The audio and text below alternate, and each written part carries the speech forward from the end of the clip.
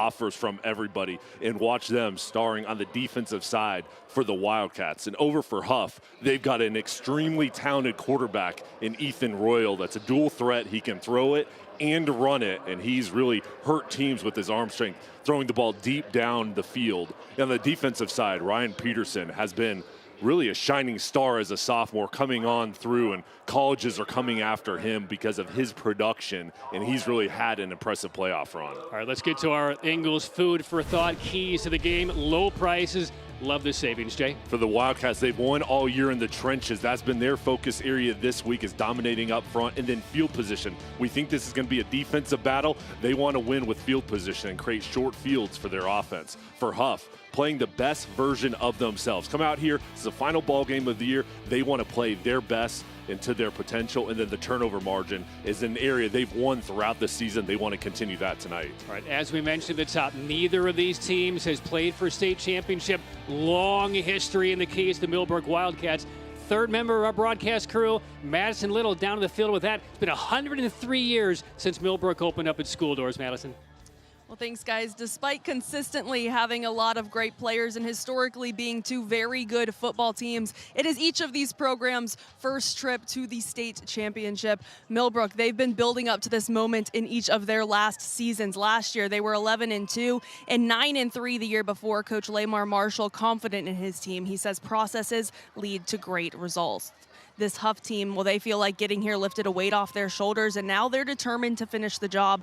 Earlier this week, they were confident they knew which of these teams would come out on top, and Coach Baker says he likes the confidence of his team. He likes that mentality, the idea that they should go in and win every single game they play. The NCHSAA 8A state championship game kicks off when we come back right after this. Storms can come up fast, and your roof is your home's first line of defense. Tip Top Roofing is fully licensed, insured, and trusted by homeowners, HOAs, and real estate professionals. From the smallest repairs to the largest residential replacements, we handle it all, including gutters and siding. As a CertainTeed Select Shingle Master, we offer up to 25 years of workmanship coverage and a lifetime materials warranty. Ask about our senior and veteran discounts and schedule your free inspection today at tiptoproofing.net. I am so Why can no one help you? Waiting This is to a nightmare. work. I think it's healthcare is broken. At Blue Cross and Blue Shield of North Carolina, we get it. Really? Really. That's why we're making healthcare better for all. Starting with you. Yes, you, Daryl.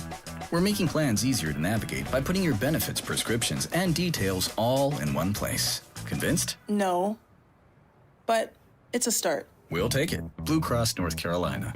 Making healthcare better for all. Starting with you.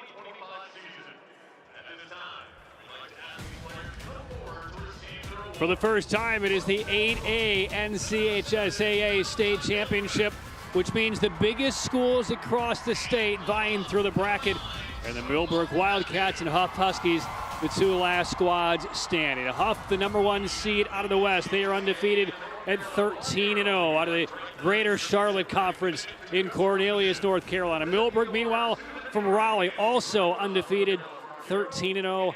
Out of the cap, they went 7-0 in conference play. And Jay, the fans are here, the alums are here, the history is here for Huff and Millbrook. This is the main event, and both teams had a bye week last week, so their regional final was 2 weeks ago, and they've been waiting for this moment. Really good crowds. We were down on the field, Patrick, before the ball game, and you could feel the energy and just the excitement in both these teams.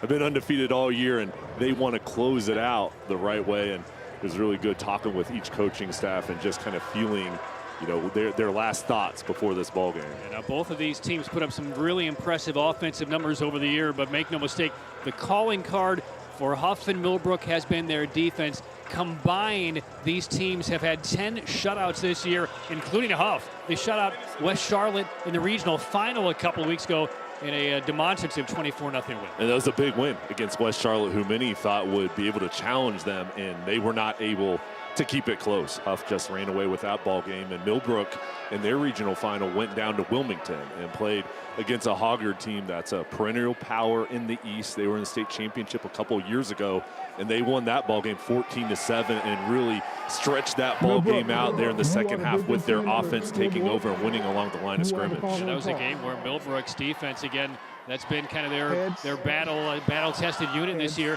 Gave up an 80-yard touchdown drive in the first possession of the game to Hoggard. They pitched a shutout the remaining 40 or so minutes of that contest, and 2 third-quarter touchdowns put them over the top for a big road win over the #1 seed. And both of these teams had expectations to get to this point. A lot of teams have goals to get here, but these two teams expected to get here. This was their goal.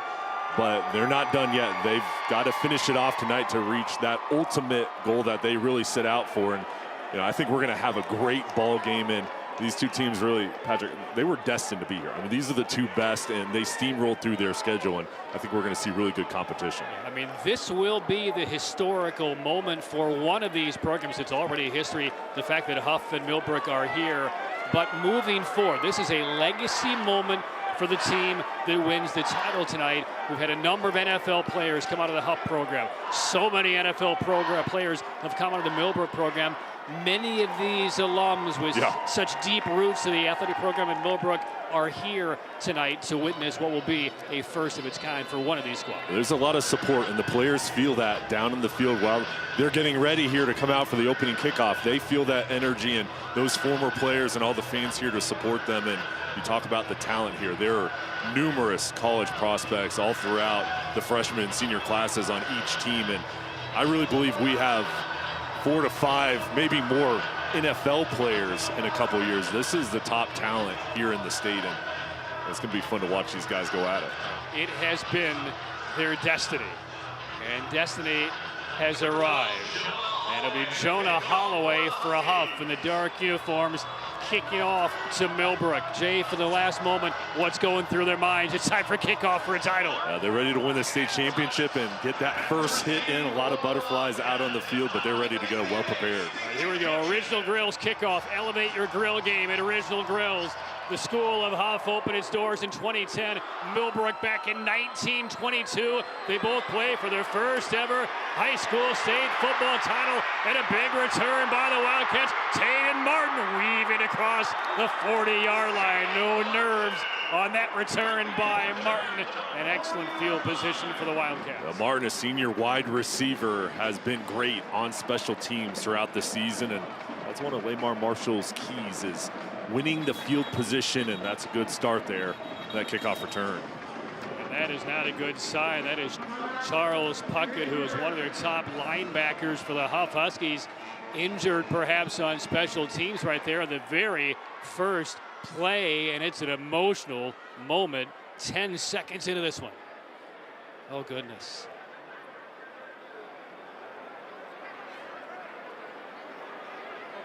You're waiting your lifetime for this moment. And on the first play, the opening kickoff, Charles Puckett, will watch him wearing number 13. Here he comes right there. There's the hit.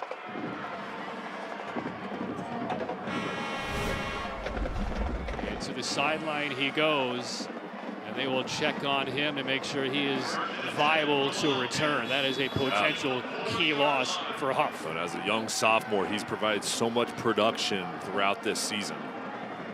All right, so here we go. The Millbrook Wildcats, led by junior quarterback Bryson Gray. He's 18-1 over his career as a starter. He's the number 2 passer in 8A across the state. He's thrown for over 2,400 yards. And on the ground on first down for the Wildcats, A carry for a couple yards from Bryleson McCullers as we take a look at the starting lineups. Brought to you by Affordable Dentures and Implants.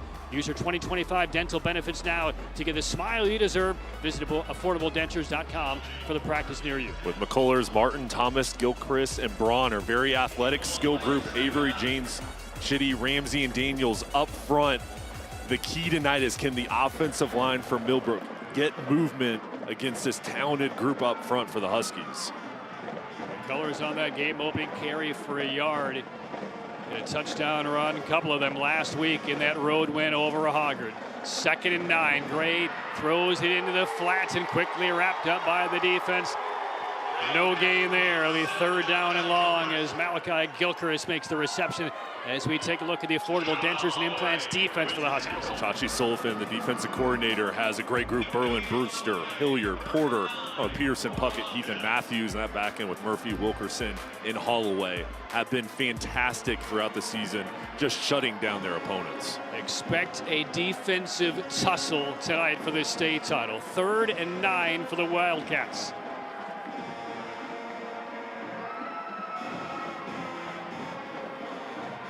Looking to throw, Gray stepping up. Pocket collapses and he slides forward back to the line of scrimmage. And the Husky defense, which has pitched 5 shutouts this year, including a regional final 24-0 blanket over West Charlotte, forces a 3 and outs.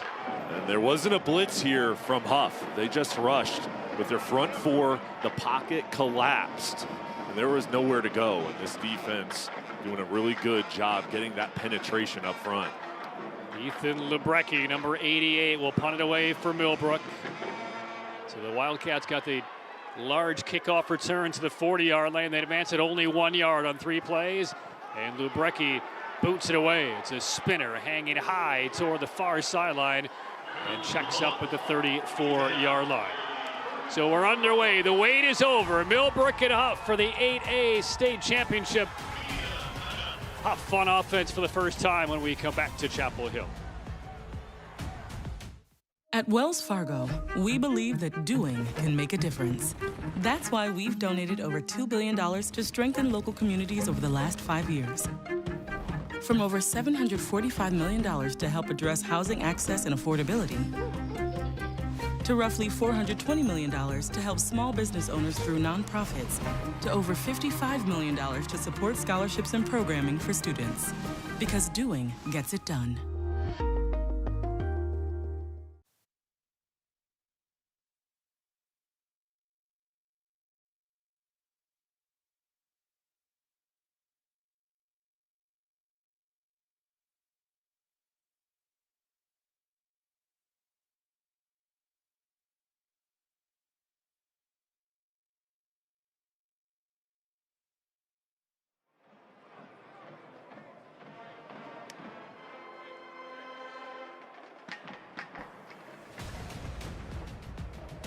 North Carolina High School Athletic Association State Championships broadcast presented by Affordable Dentures and Implants. It's the 8A championship game. Huff forces the quick punts, and there is Ethan Royal, the junior quarterback for the Huskies. First year as a starter. He's a tremendous athlete. Watch him through the air, quick release, very accurate and very slippery with his legs. Drive for the Huskies. The first down, a state title game begins at their own 34-yard line.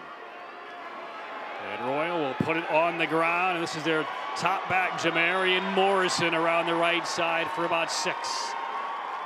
And Morrison's really come on strong here as a sophomore, and with him in the backfield as well as his skill players, Patrick, this is a group that's put up a lot of points this season. Affordable Dentures and Implants starting lineups. You got White, Evans, Anderson, and Carter on the outside, and then up front, this is a group Deshaun Baker loves how athletic they are, how big they are, but the main thing is how tough they have shown to be throughout the year. Hard run between the tackles. Morris again for a couple of yards.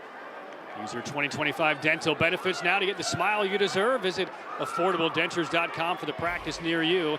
And here are the Affordable Dentures and Implants defensive starters for Millbrook. Wilbert's a disruptor up front with St. Clair Streets, Sizer, Cipher, and Adams, along with Wilson, athletic linebackers. In the deep end, They got to make sure they keep everything in front tonight. All the wide receivers cannot get past that group. They swing it across the flats, and that will be enough for a first down out to midfield. That's their top target, Jaden White, who led the Huskies with 40 receptions, 11 of which went for scores this year. He'll move the chains for the first time. He can take it the distance, but there just throws it to him out in the flat. Gets enough to move the chains, and he's a very physical wide receiver. Tip Top Roofing first down. Tip Top Roofing, faith, family, football, roofing. At midfield, Huskies football, first offensive possession of the game.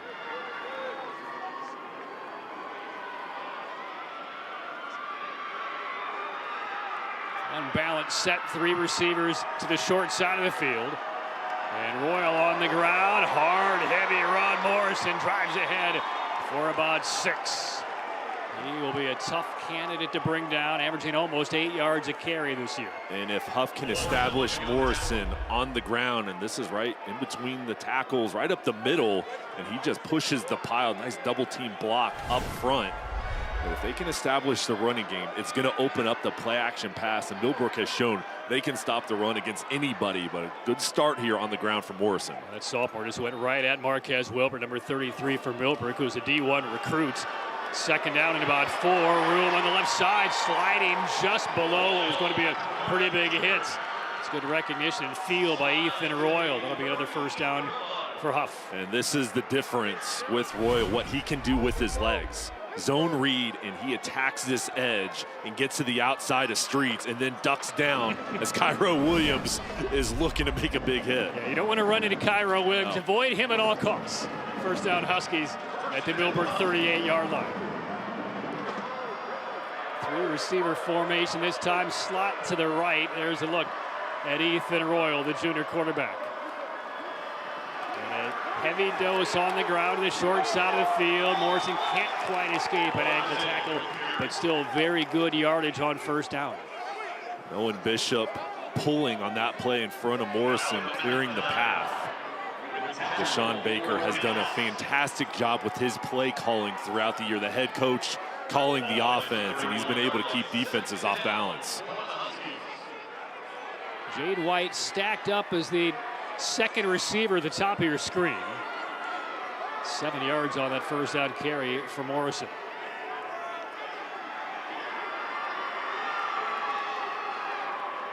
See what the Wildcats defense do. They will swing it out, and this is Jaden White. Gets a little block and gets stuck at the 28-yard line. Massive hit.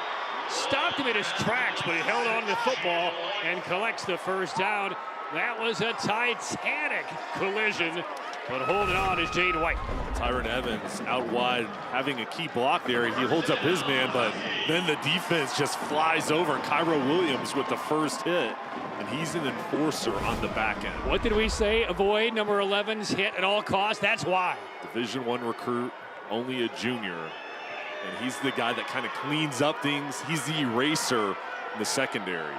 First down again, a little confusion here for the Huff offense.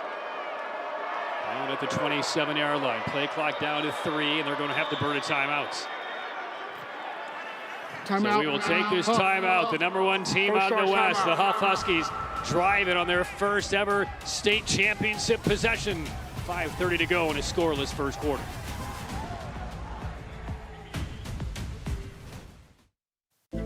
Belief isn't just a feeling, it's a force. A force that turns underdogs into champions, struggle into strength, and concepts into companies. A Legacy and Wake Forest University are proud to partner because we share a truth that belief in people yields the highest returns. Together, we're investing in every dream, every goal, every tomorrow.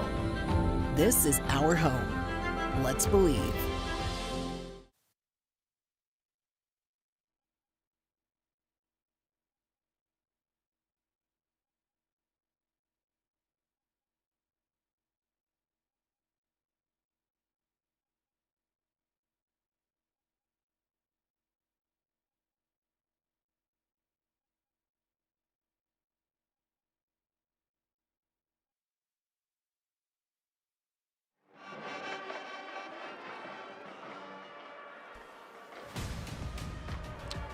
Huskies marching forward Burn a timeout ahead of a first down play, but Jay, so far they have been really productive on first down, setting things up, keeping things well ahead of schedule. Well, there's Deshaun Baker giving instructions to Ethan Royal and his offense, and he's got to be pleased with the start. On the defensive side, they get the 3 and out, stop the Millbrook running game, and then now on offense here, they've been able to move the chains a couple times. They haven't attacked downfield, but they've had success on the ground with Morrison and some of the quick screens to the outside. Aaron Morrison, number 21, has been the featured guy. He is to the left of Ethan Royal. First down out of the timeout, and it will be Morrison. A stiff arm, tries to escape, and is brought down after a couple of yard gain. Once again, Cairo Williams, I mean, he is everywhere right now for the Wildcats on defense. Malcolm McIntyre and Williams coming up from the secondary, and that's a difficult play to make as Morrison gets to the outside. Nice key block there, and then uses a stiff arm, but the help coming over. And that's why as a defense, you're always taught to run to the ball, everybody swarm over, and that's a good tandem there making the tackle. And for the first time, Millbrook kind of gets a little win on first down. They limit the Huskies to a couple of yards. 2nd and 8 from the 25. Royal, time to throw, swings to the sideline, has a man, but stepping on the sideline before. Well, I thought he stepped on the sideline moving forward. Wasn't ruled out of bounds. The reception to Kenan Stadium. And there is a Wildcat down, face down in the turf here at Kenan. And another moment of alarm for the Millbrook Wildcats.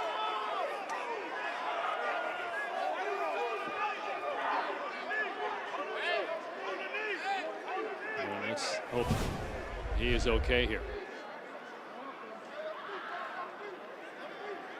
Did stay in bounds right there, but here's the hit going low, helmet into the knee. And that is Malcolm McIntyre, number 16. Leads with the helmet right into the leg, and down he goes.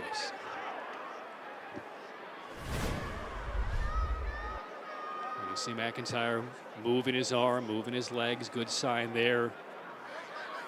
8 games played for McIntyre over the course of this year. Transferred into the program. That's why he hasn't played all 13 games this season for Millbrook, but he's been an incredible defensive talent. 5 interceptions. He's run 2 of them back for scores. A couple of sacks, a couple of fumble recoveries, critical to this Millbrook defense.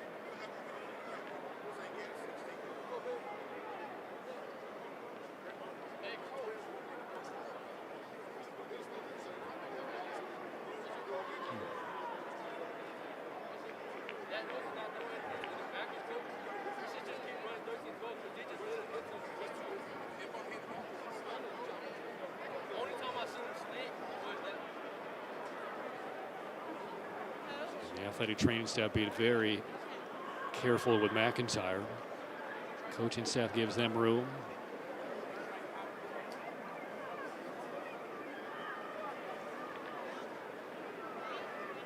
Meanwhile, all players on both sidelines are down on a knee.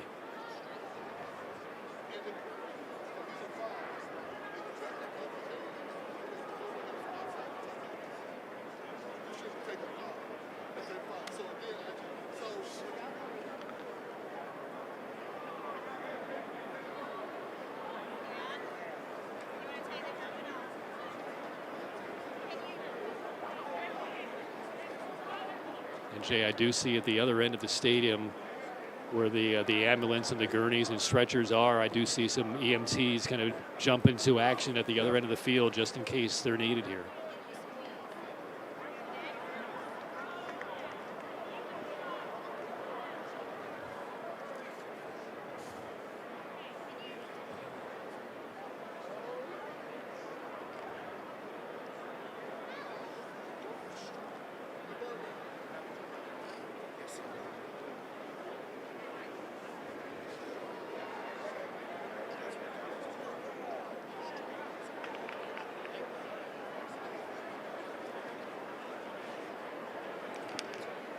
They've turned McIntyre now onto his back.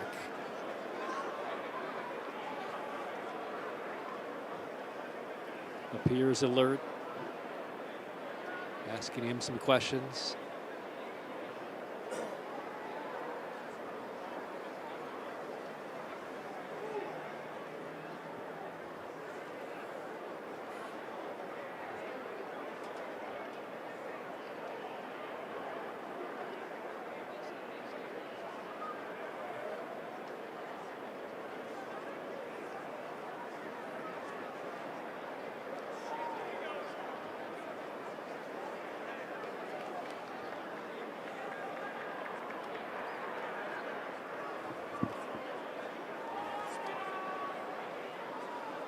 Lamar Marshall just overseeing tough moment for all involved.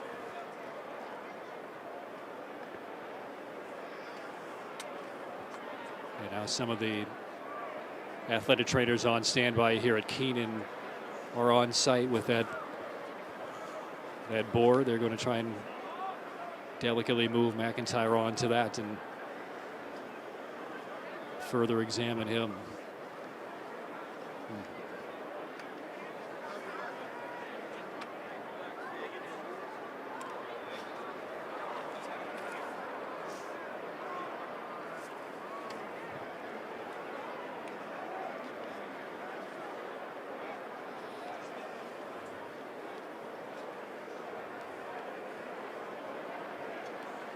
I do see that left leg of McIntyre bent up. The right leg still extended.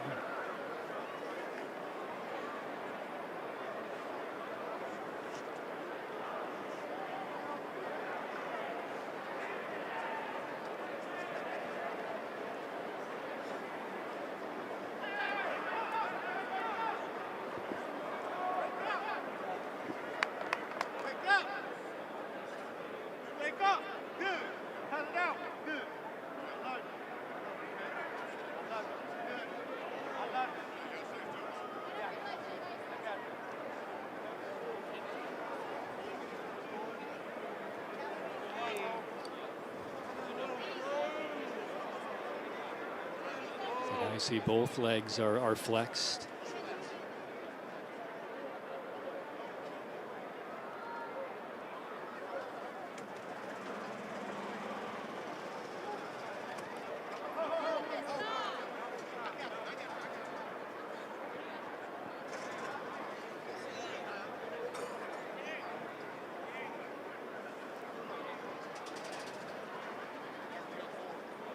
Such a difficult moment, Jay, That's because tough. I mean you're waiting a lifetime for this kind of moment,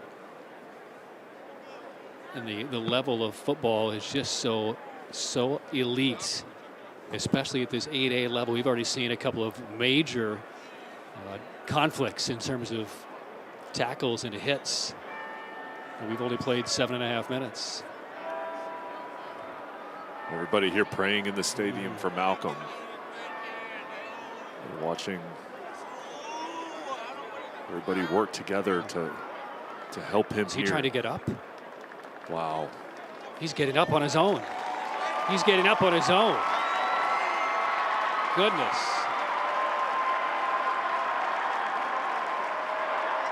Fans to their feet. It's amazing.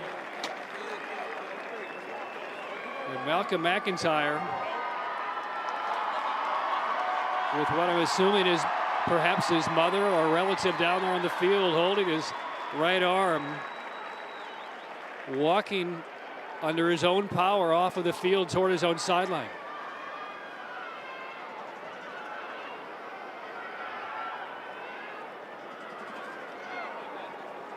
Does that tell you how much this game means to Malcolm McIntyre? That is not at all how I expected this to unfold.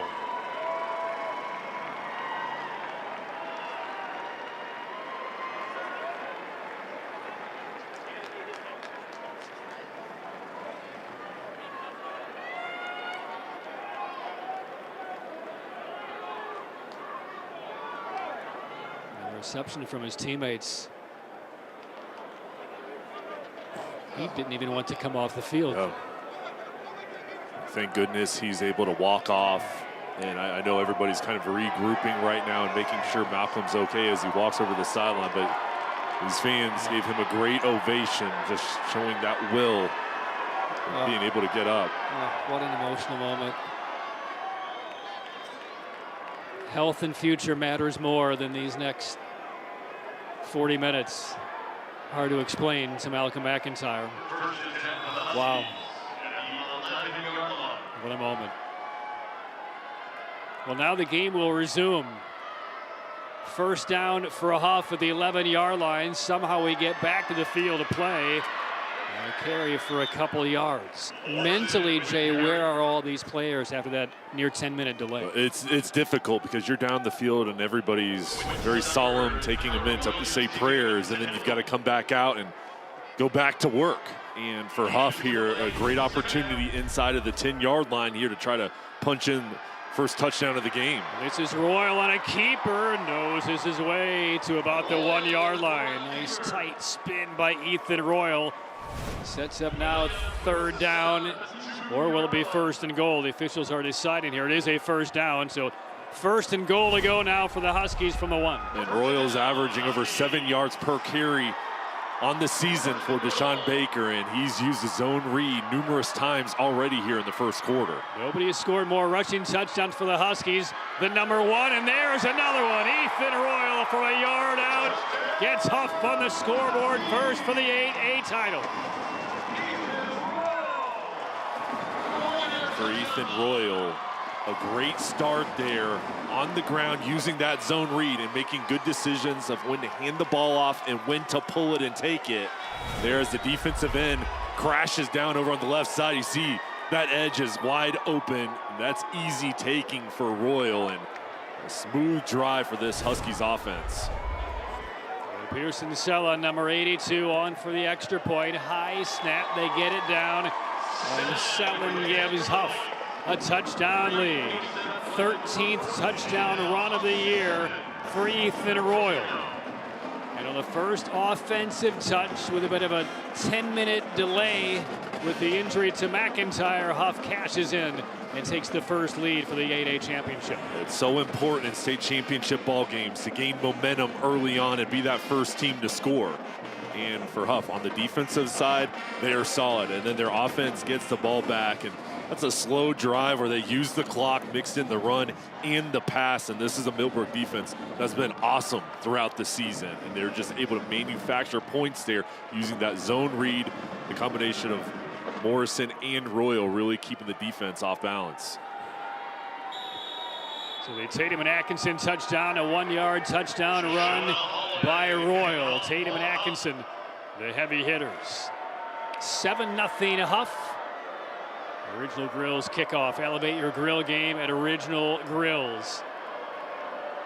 3:47 to go, opening quarter, end over end kick, returnable for Millbrook. They got a big return to open the game. They're going to get another big one here, out to about the 32-yard line. It's Malachi Thomas with a good return.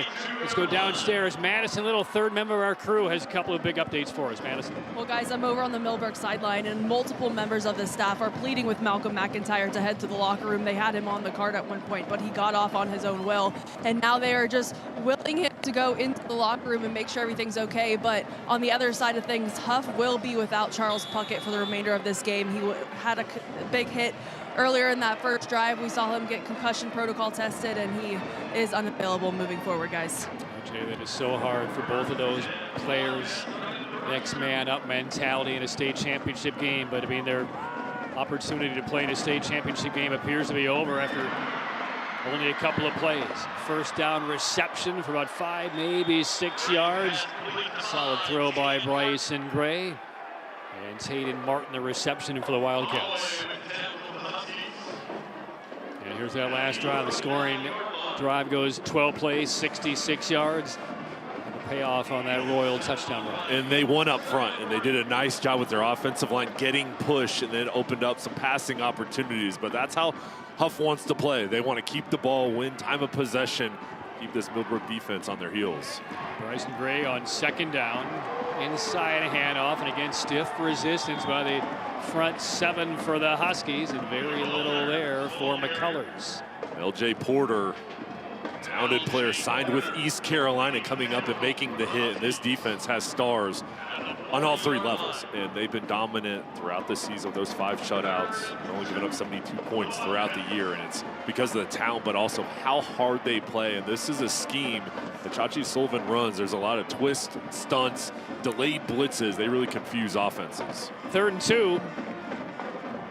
Multiple players in motion. Resetting is Gilchrist on the right side. Now Thomas comes back in motion. Tight formation on 3rd and 2. McCullers, the setback. And And he will get the call. He's in trouble. Spins around, lunges forward. He's going to be a bit short. And the defense one more time comes up big. Will Berlin, number 0 for the Husky defense off of the end to slow him down. It'll be 4th and about a yard. Will Berlin here for 0, beating the block and then just holding on to McCullers and forcing him to be about a yard short. Berlin going to Cornell, strong edge player of this defense, and doing the job there, shedding that blocker. 4th and 1 from your own territory, down a touchdown in the first quarter. And Millbrook at least showed that they were going to keep the offense on the field. But a timeout taken by the Huskies just in case Millbrook does gamble here.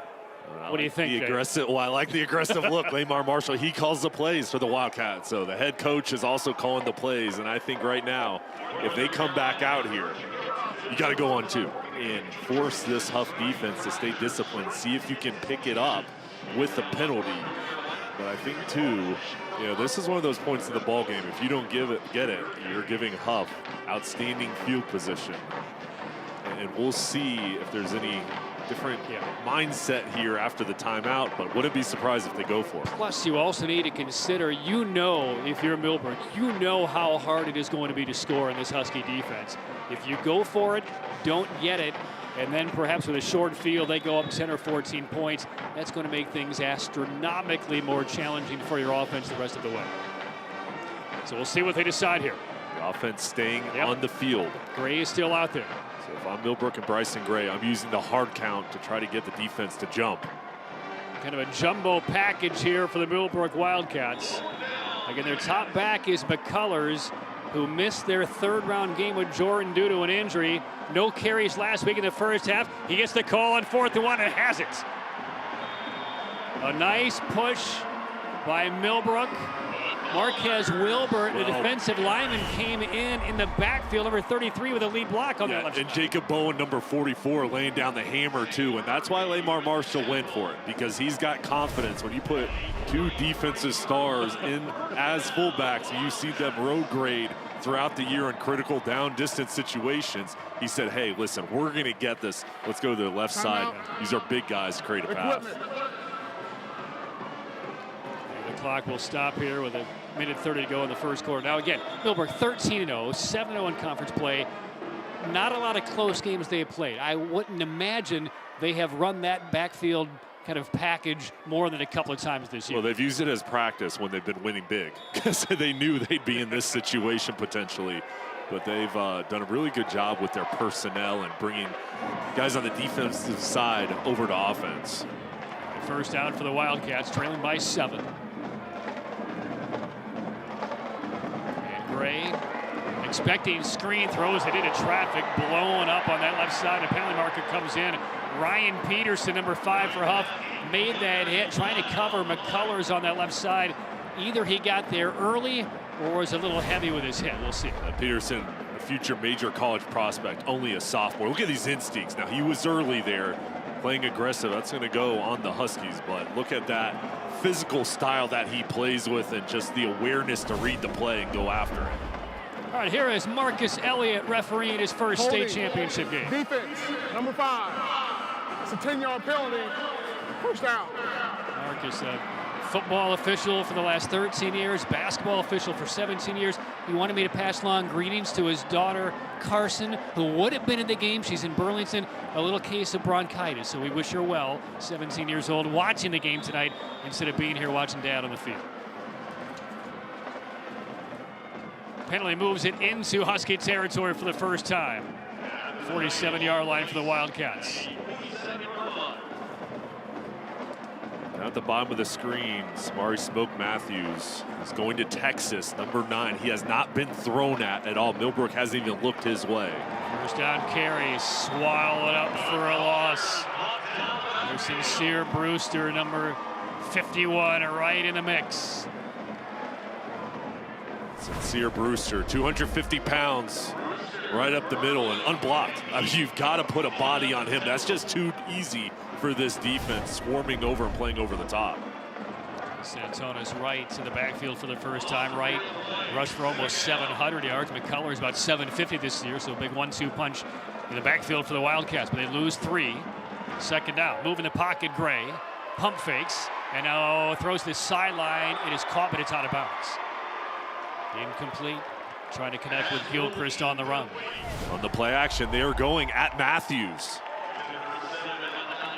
And they're all just a little bit too far to the outside, but that's the first play action play where they tried to attack downfield. By the way, you mentioned Samari Matthews earlier. Would you believe last year he was targeted 7 times over the course of the entire campaign? That's it. That's how well respected that cornerback is nationally. I mean, he's one of the top cornerbacks in the last several years across the country. It might be 7 times too many. It's not smart going his way. Timeout taken, but had the 3rd and 13 for a nonplussed head coach Lamar Marshall on the sideline for Millbrook. And here for Lamar Marshall, potentially screen, 3rd and long, aggressive defense. Maybe you can sneak one in to one of your backs. Santonis Wright excels in the screen game. But him and Deshaun Baker have done a fantastic job with their programs this year, getting to this point. And there's the Huff defense down on the field. And this group has just smothered their opponents. And Jay, I don't think if you're Lamar Marshall, this is just me thinking out loud, I don't think you're pot committed to going for it on 4th down. I think it really depends on how many yards you pick up on 3rd down. Because I'd be uncomfortable again going for 4th down if you're right around midfield here. It still would be a short field going the other way. Well, and he talked with us this week about the value of field position.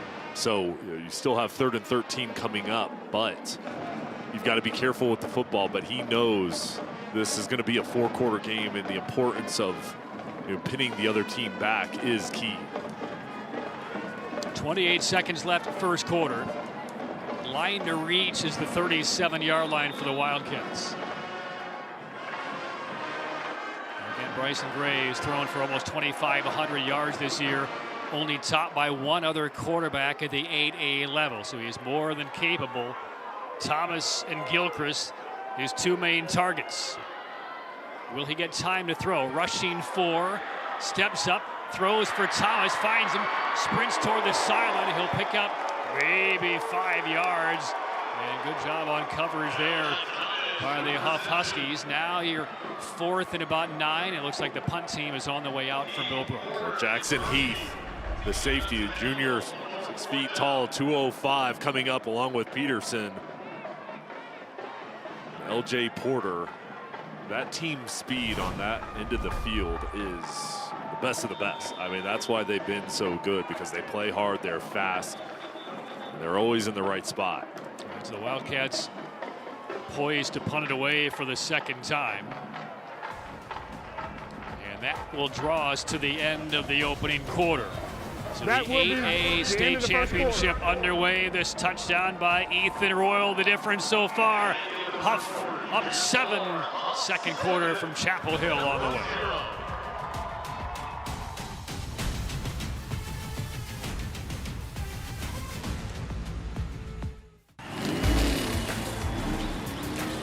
Robert, go for more.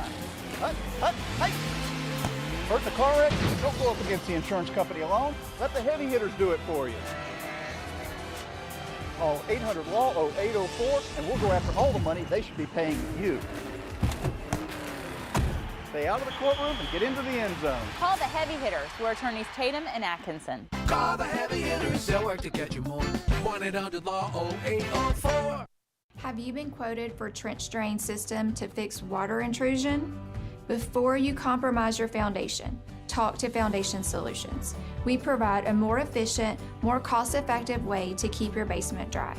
With 30 years of experience in Western North Carolina, we bring guaranteed work, financing options, and real peace of mind. Visit foundationswnc.com or call 828-768-2208.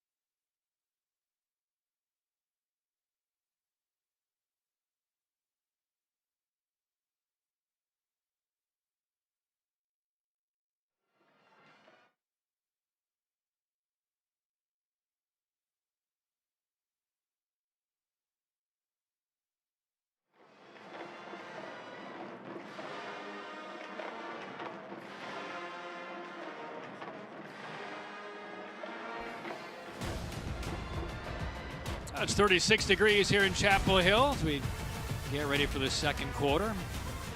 The brass section still works when it's 36 degrees here, Jay. Here's the first quarter stats. 36 and dropping. And here in the first quarter, it was really quick because of the time of possession for Huff, just running the football. But I think the key stat there is the 41 rushing yards for the Huskies. They wanted to come out and establish that ground game.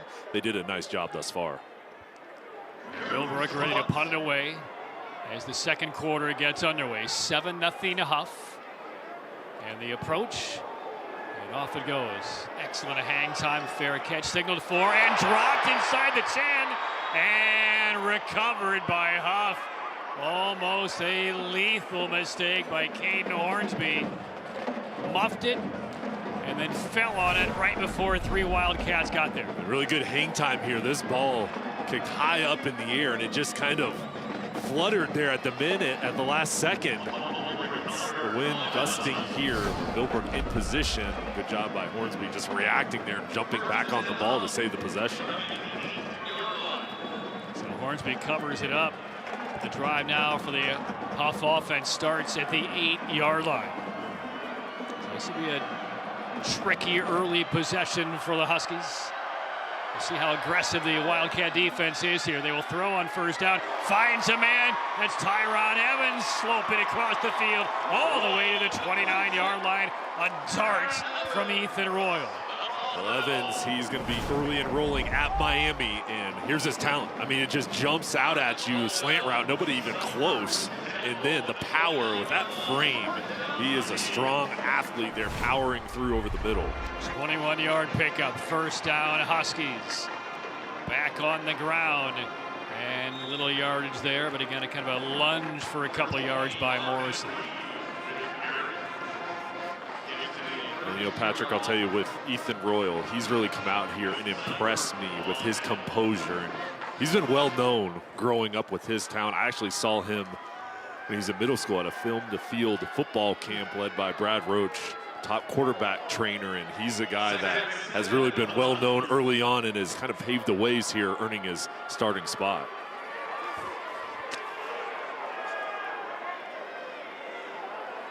Pick up with 3, Marvin Reed on that last carry for the Huskies.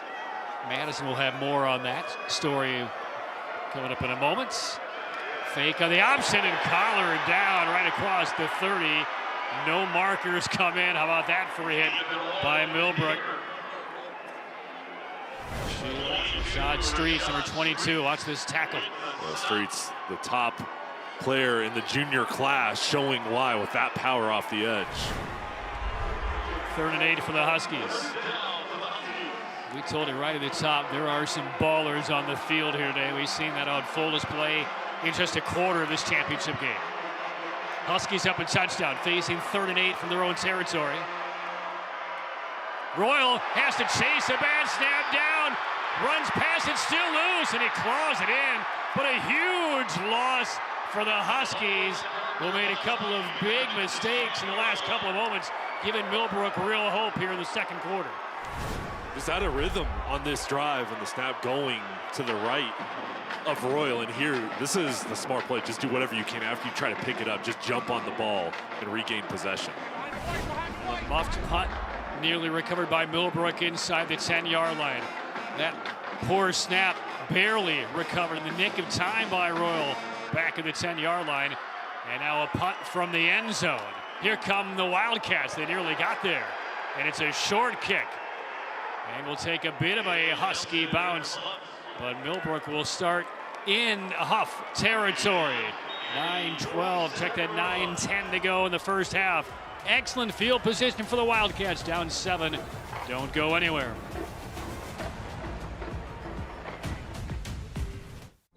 Life can be tough. The daily grind, the pressures, the uncertainties, it all adds up. Let's be open and honest about our mental health. Let's support each other when we're hurting, because it's okay not to be okay. Tonight's high-end zone views of the game are compliments of First Source Equipment Rentals and Sales in Mebane and Burlington. First Source Rentals, reliable, safe equipment rentals in Alamance County.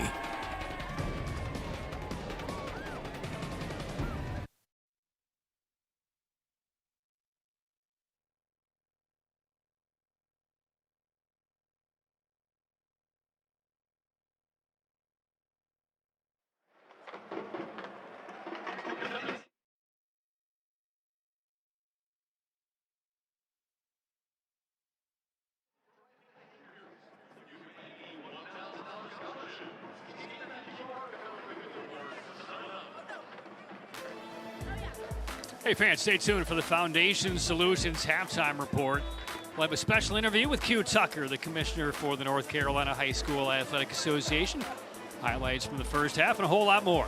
That's all coming up on the Foundation Solutions halftime reports. So good to be back in Chapel Hill. Kenan Stadium has hosted more state title games in this state than any other venue. This is the 85th hosted by Kenan, dating back to 1989. 4 more over the course of this weekend. First down, Millbrook. Excellent field position on the ground. First down carry, and McCullers takes it down to about the 41. And for Millbrook, they've got to get McCullers going. He's been the key to their offense this season. His ability to run the ball, that's opened up the passing attack for Gray, but it starts up front with his offensive line. He's got a big tight end in Hayes Bronner, and McCullers running behind that group. It's really loosened things up for Gray. Yeah, we told you he was a full go today. Missed their 3rd round game and the no carries in the first half last week in their win at Hoggard. And McCullers will bring up about a 3rd and a 1 for the Wildcats. Very important drive here for Millbrook. Best field position, a couple of shaky moments for a Huff. And now you're in their territory and trying to build a little offensive confidence here. And Lamar Marshall, 3rd and 1, goes back to Jacob Bowen.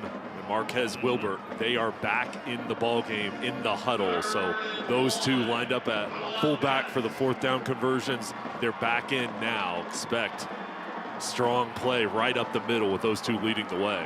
Gray under center. And now it will go to one of the linemen, and it will be enough for a first down. So Millbrook hands it off to Jacob Bowen, using McCullers as a bit of a decoy right there. There will be enough for a first down as they signal. And there's McCullers and Wilbert blocking. Heck of a block from McCullers. He pancaked his man, and Bowen, only a sophomore. He's a physical presence on the defensive side, but Lamar Marshall trusting him in a big spot. Guarantee everybody in the stadium thought number 3 was getting that handoff. But congratulations, well deserved to Bowen to the sideline. First down, Millbrook. And Gray back out of the pistol with McCullers behind him.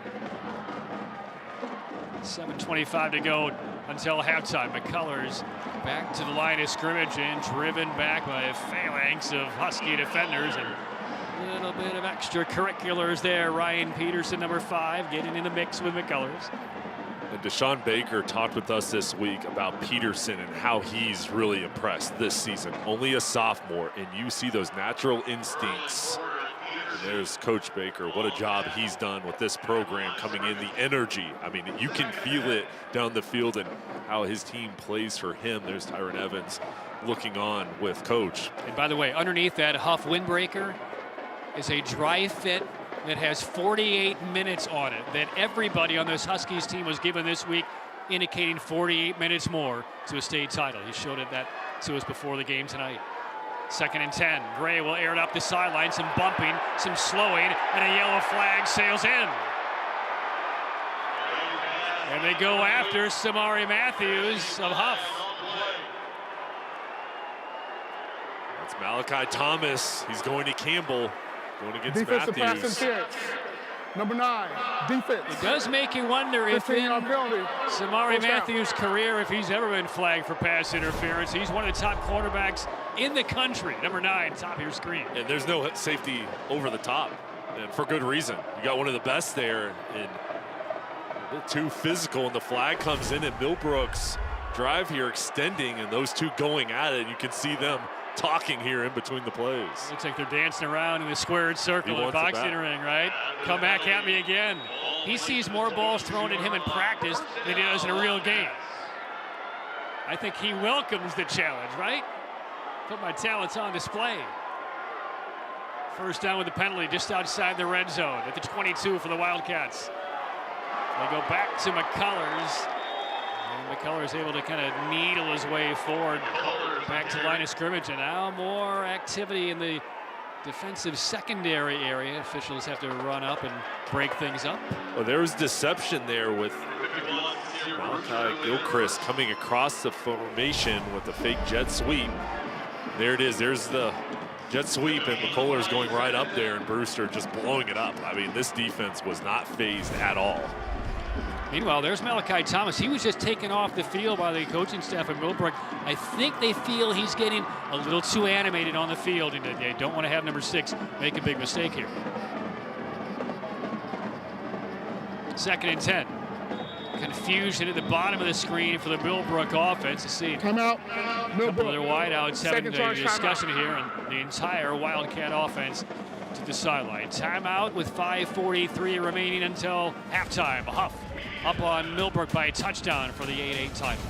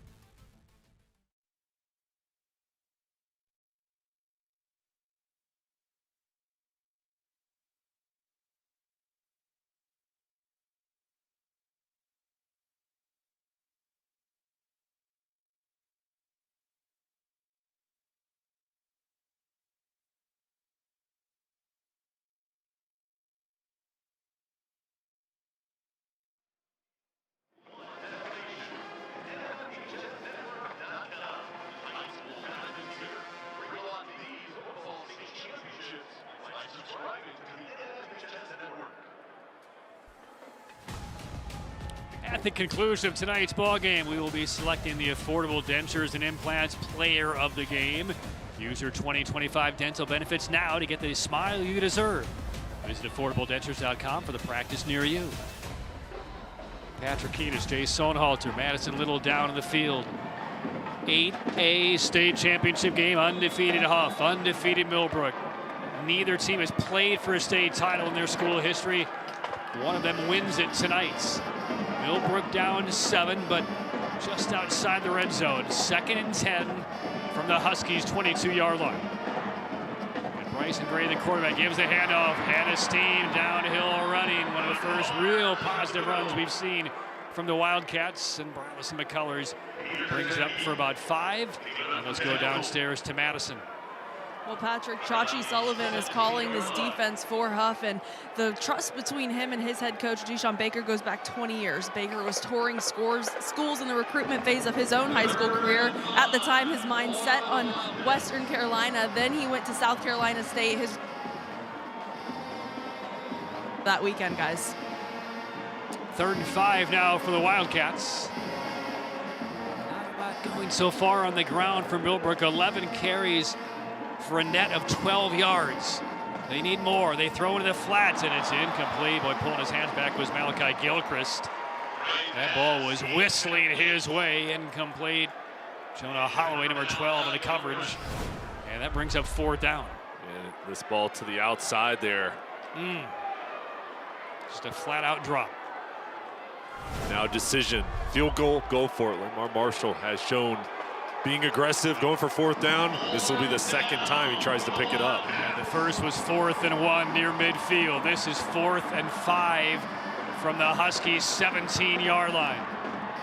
Gilchrist in the left slot, Martin at the bottom of your screen, and Malachi Thomas, who was taken to the sideline a couple plays ago, is back top of your screen, matched up against Matthews. 4th down, pressure coming, the release, a one-hand grab is made and then dropped by McCullers. Incomplete, and the Huff defense turns over Millbrook on downs. And right here off the edge, Will Berlin, number 0, coming in, chasing Gray and just making it difficult. Jackson Heath in position, and that defense.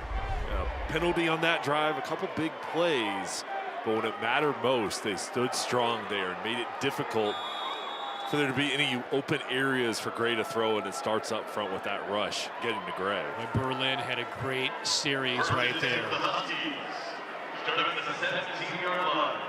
mean, if he doesn't beat the right tackle like that, that's a whole different looking play for Millbrook. Instead, it's 1st down to Huff.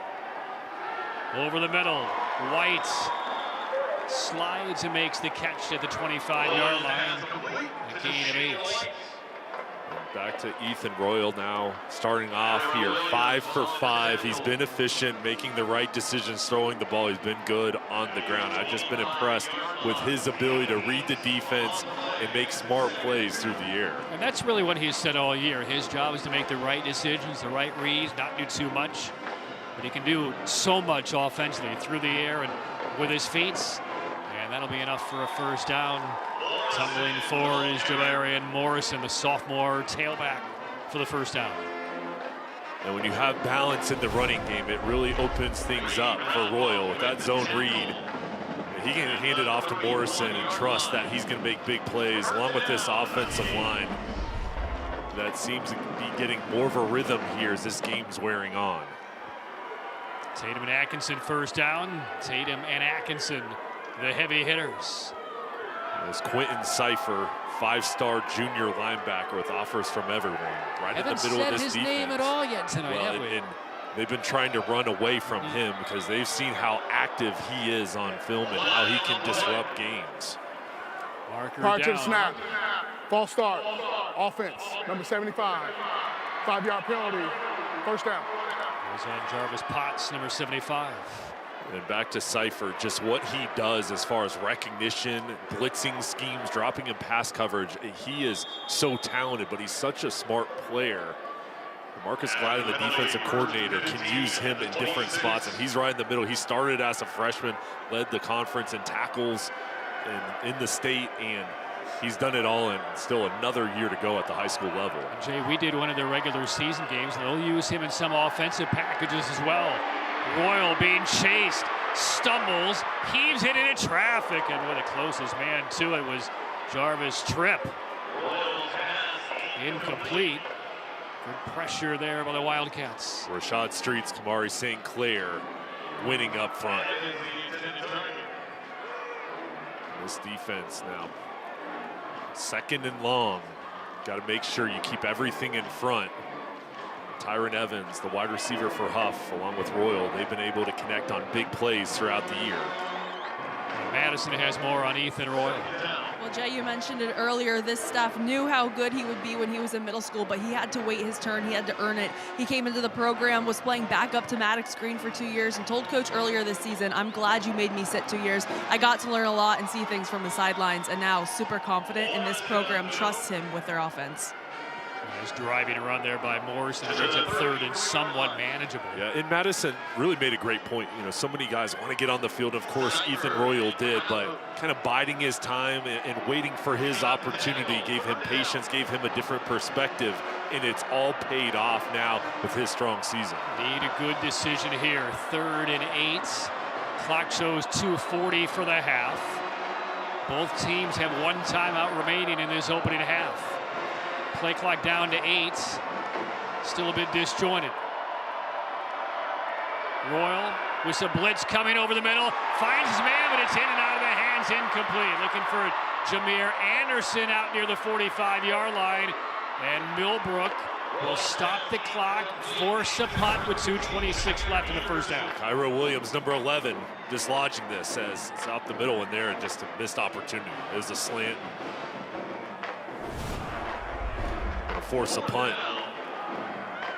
We've seen a couple of very uncharacteristic drops on both sides in this first half, and that's a first down if Anderson holds on. Well thrown ball. So Huff will punt it away for the 2nd time, and there'll be a late half opportunity for the Wildcats. The snap is clean this time. They almost got to him, maybe tipped a bit, and it goes toward the sideline and rolls inside the 40. That ball might have been deflected off the foot. There's Millbrook's Marquez Wilbur, number 33. Did he get a fingertip on it? This is excellent effort right up the middle and just kind of nudge, but it did slow down. Big 33. We'll see if it gets touched slightly. I think he did tap it, but I'll tell you, whether he touched it or not, he made Huff get rid of it quick. Here's the reason I think he tipped it, because he ran right through the kicker and knocked it down, and no penalty came in. So if he tipped it, there's no penalty right there. Well, now this is very important for Millbrook. Down 7-0. They have 2:14 left and 1 timeout. Huff will get the football to begin the 3rd quarter. That was a big defensive stop from Millbrook. And now can they put some points on the board here? Drive begins from the 35. Gray on the ground one more time. Boy, it is tough sledding inside the tackles to pick up any discernible yards. McCullers for 2.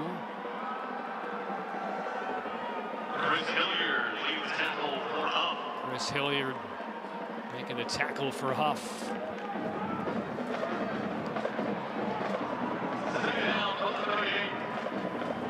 Millbrook right now in no rush.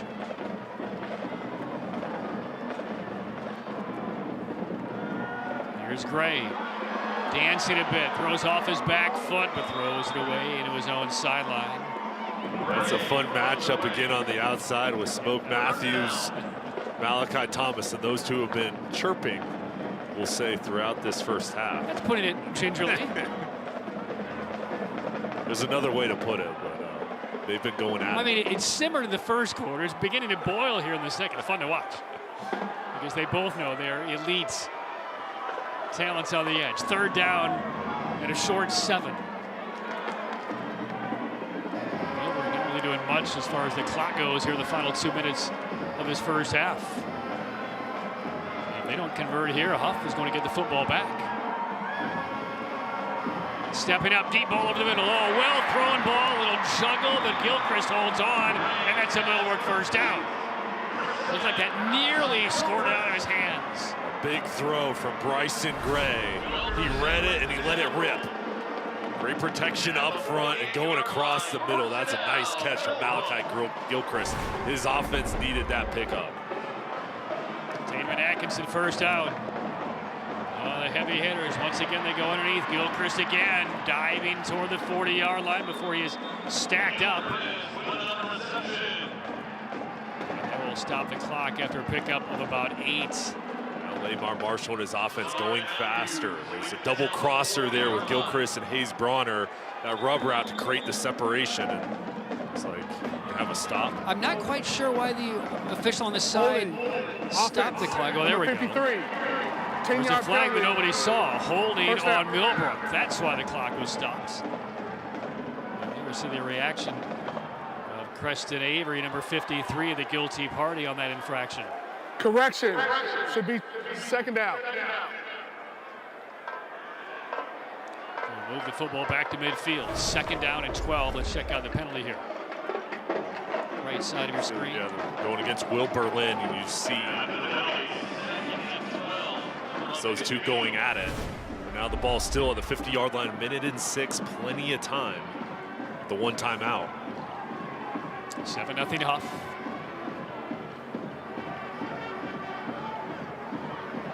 Millbrook has amassed only 53 yards of offense in this first half. Huff only 89. And neither team has cracked 100 total yards this first half. And one more discussion by a couple of the officials. And this is what we expected, though. We knew how challenging it was going to be for each offense going against the other side's defense, and the defenses have played great. I think these offenses are kind of feeling their way through and seeing when they can attack. But that first drive for Huff has been the difference, their ability to get something going there early on in the first quarter. The officials are going to sort things out. This is an official timeout, not a called timeout by either team. Little known fact here for Millbrook's Lamar Marshall and Deshaun Baker, both in their 30 years. These guys were hired 23 days apart. They're both in their 30 years.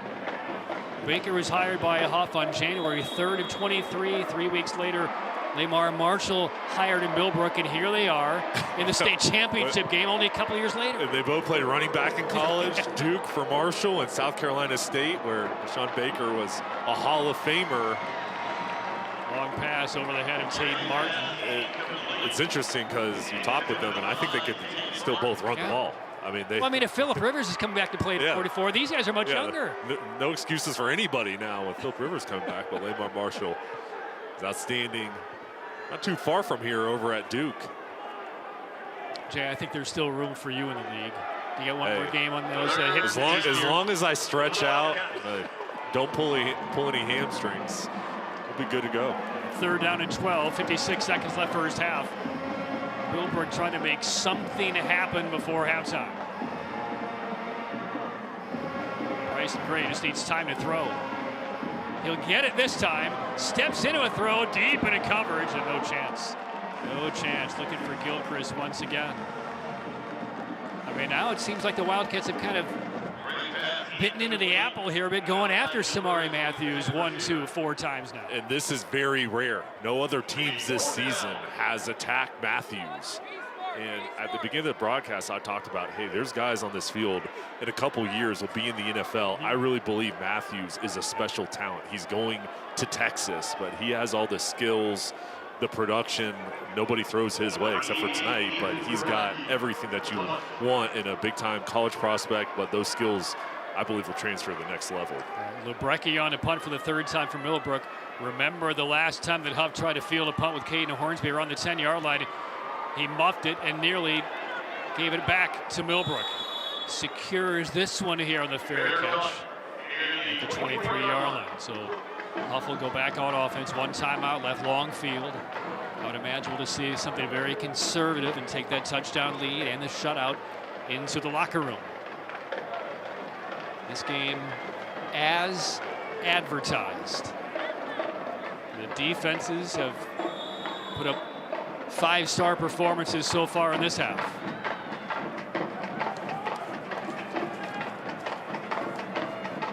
But Huff, for the moment, with the upper hand. Ethan Royal, the game's only score late in the 1st quarter from a yard out. 5 of 7 so far through the air. Rushing for the Wildcats. Big throw by Royal down the side, and closest man to it was Marcus Caldwell, the Millbrook cornerback. Long pass incomplete. Tyron Evans, the intended target. Talking about Evans, he'll be going to Miami. And there's a reason you take a shot because of his frame and speed. He's 6'3", 190. So, hey, just go ahead, go deep, and let's see if we can get a big one. Just like I thought, going conservative. 45-yard pass down the field. You know what, though? I'll tell you, the reason they're going for a big play is because of the confidence in Ethan Royal. He will pull it back, throw the sideline. Hornsby driving through a couple of would-be tacklers out to about the 30-yard line. And the clock continues to tick down toward halftime. It looks like they're going to take this into the halftime break. Just a quick pass to the outside. Huff letting the clock wind down. And the clock will wind down. We mentioned that dry fit that Deshaun Baker is wearing under that windbreaker. Do you think they have one in the locker room that has 24 minutes written on it from 48 because they're halfway home? That's the end of the first half. Huff Huskies. And a touchdown by Ethan Royal at the 3:47 mark of the 1st quarter. That is the only score in this 8A championship game. We are at halftime, and this one is playing out just as we thought. The defenses have dominated. Neither team has 100 total yards the first half, but the Huskies, Jay, up 7 at the break. Well, we thought this would be a heavyweight fight. That's what we called it at the beginning of this ball game. And how do you respond to adversity? How do you take the other team's shot? And Huff came out, scored a touchdown their first drive, and then Millbrook, as Deshaun Baker and Chachi Sullivan are talking with the officials, but the Millbrook defense settled in after that point, but we've got a great second half coming up. All right, Deshaun Baker is with Madison down to the field. Well, Coach, you just had a lengthy conversation with the refs. What were you talking about? I was talking about that holding penalty. They threw the flag as soon as the ball was snapped. Instead of it being 2nd and 20, they gave them 2nd and 12 because they completed the ball, but the flag was thrown before the ball was completed. All right, well, a defensive battle there in that first half nonetheless. How do you evaluate your group so far? I like what we're doing, man. We just got to capitalize on the missed plays, you know what I mean? So we dropped the ball. That would have gave us that kept us going right there. The run game is going. We got to get the passing game going a little bit. But, you know, they 13-0 for a reason. They playing ball too. So, but I like my guys. I like our chances. We're going to come out. We'll be ready second half. Thanks, Coach. Thank you. Back to you guys. All right, thanks a lot, Madison. It is a 7-0 Huff lead at halftime over Millbrook. One of these teams will win its first ever state title. It's the first appearance for both, and they have come out blazing it tonight. Halftime show from Kenan Stadium coming up next.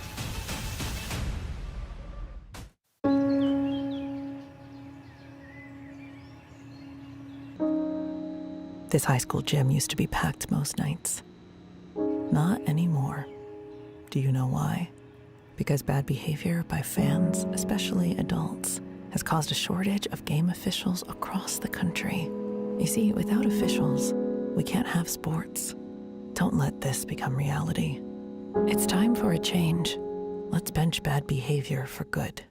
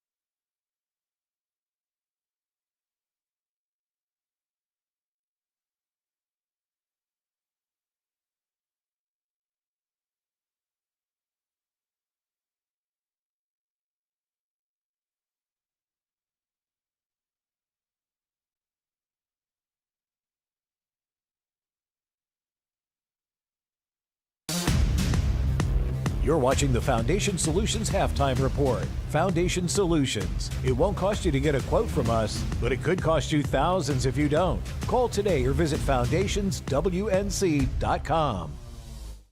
Hey everybody, thank y'all for tuning in to this state championship high school football game. Joining us today is our good friend all the way from Ingalls Markets, Miss Taylor Newhouse. Taylor, are you loving the game so far? Absolutely, it's been a fun one to watch. It has been a fun one to watch. Now, what are you anticipating? An explosive finish, I hope? We always hope for an explosive finish, but definitely an interesting game. All right, we got to talk at the end of the game then. Absolutely. Now, let's talk about high school athletics in general, because from what I understand, Ingalls Markets, y'all have had a long-standing and robust partnership, not just with our organization, but the entire community as a whole. Let's talk about the dynamics of that partnership. Absolutely.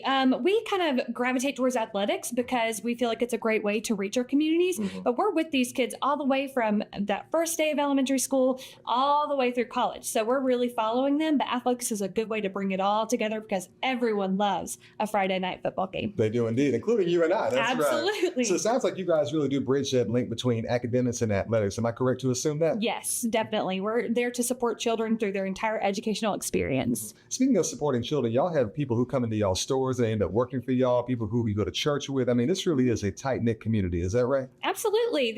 Ingalls is a beacon in all of our communities. And we love to get people in and out of the store, especially these kids that are working at our stores, our athletes and students in the schools that we support as well. That's indeed right. Well, Haley, you know what time it is. It's time to get back to some football. All right, let's do it. Let's do it. We'll see you guys next time on Friday Night Rivals. So, you gonna play this week? You gonna play this week? You gonna play this week? You gonna play this week? You gonna play this You week? gonna play this week? You gonna play this week? You gonna play this week? You gonna play this week? And welcome to the Ingalls Game of the Week as the War Horses square off against the rival Rock. He's going in. He's going in. Go, baby! Ingalls, we're with you every step of the way.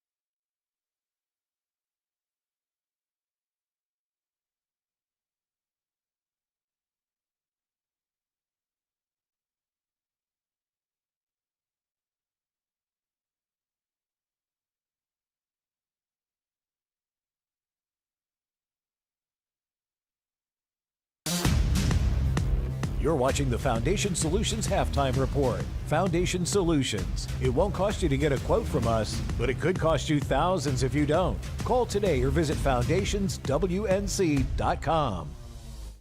Commissioner Tucker, thank you for your time. Another exciting week with the state championships here. It is almost unbelievable that here we are getting ready to crown champions in football when it just seems like we just started the season. This year began the 8 classification system. Why the change? How has it been working? And do you foresee any adjustments for next year? Well, this is the last of a fall championships where we will crown 8 champions based on the new 8 classification system that our board approved. So far, so good. And for this weekend coming, we have 3 outstanding venues. There are plenty of familiar names in this year's championship. What do you think makes these programs successful year in and year out? Well, I think first and foremost, those coaches recognize that what we do is called education-based athletics. And it's about providing teachable moments. It's about teaching young people the core values of sportsmanship, integrity, and honesty. And I believe that those coaches understand how to navigate that kind of balance. What do you think has been the biggest challenge for the association this year? Well, I think always a big challenge for us is trying to help everybody understand the role of sportsmanship in what we do. It's been an ongoing theme of trying to keep that front and center of what we do. And of course, as I mentioned, we do have the 8 classifications in this alignment period. And so just trying to secure those venues has been a challenge. And can you discuss those new venues and kind of some of the highlights of the new opportunities for these athletes to play in? Well, of course, the mainstay is UNC and Kenan Stadium. They've been a site for us for many, many years. The association grew out of the University of North Carolina, and that's one of the reasons that our office is based in Chapel Hill, and one of the reasons that we continue to hold our football championships here. So they're still on the docket. And then, of course, NC State had some conflicts that we could not work around. So we reached out to some other venues, and Lenore Ryan University said, hey, let's talk. And so their Moretz Stadium has been made available to us. We're excited about being in that part of the state. And Durham County Stadium also stepped to the plate and said, let's talk, let's see what we can do. And so we look forward to that. And education-based athletics is a policy that's very important to you. How do we keep the balance in today's ever-changing sports climate? It is about learning how to be a young person, how to grow into that young adult. And if we've done our job, we have those young people poised and ready to be able to go on and make a difference. Commissioner Tucker, thank you for your time as always, and enjoy championship weekend. Thank you so much. The North Carolina High School Athletic Association welcomes you to tonight's game. We are excited to celebrate the hashtag NCHSAA Game Locked In, which honors everything that makes high school sports special. Let's continue to create a positive, welcoming environment for everyone. Cheer loudly, support your team, show respect to officials, opponents, and each other. Let's make tonight's game one to remember, full of pride, positivity, and what it means to be truly locked in.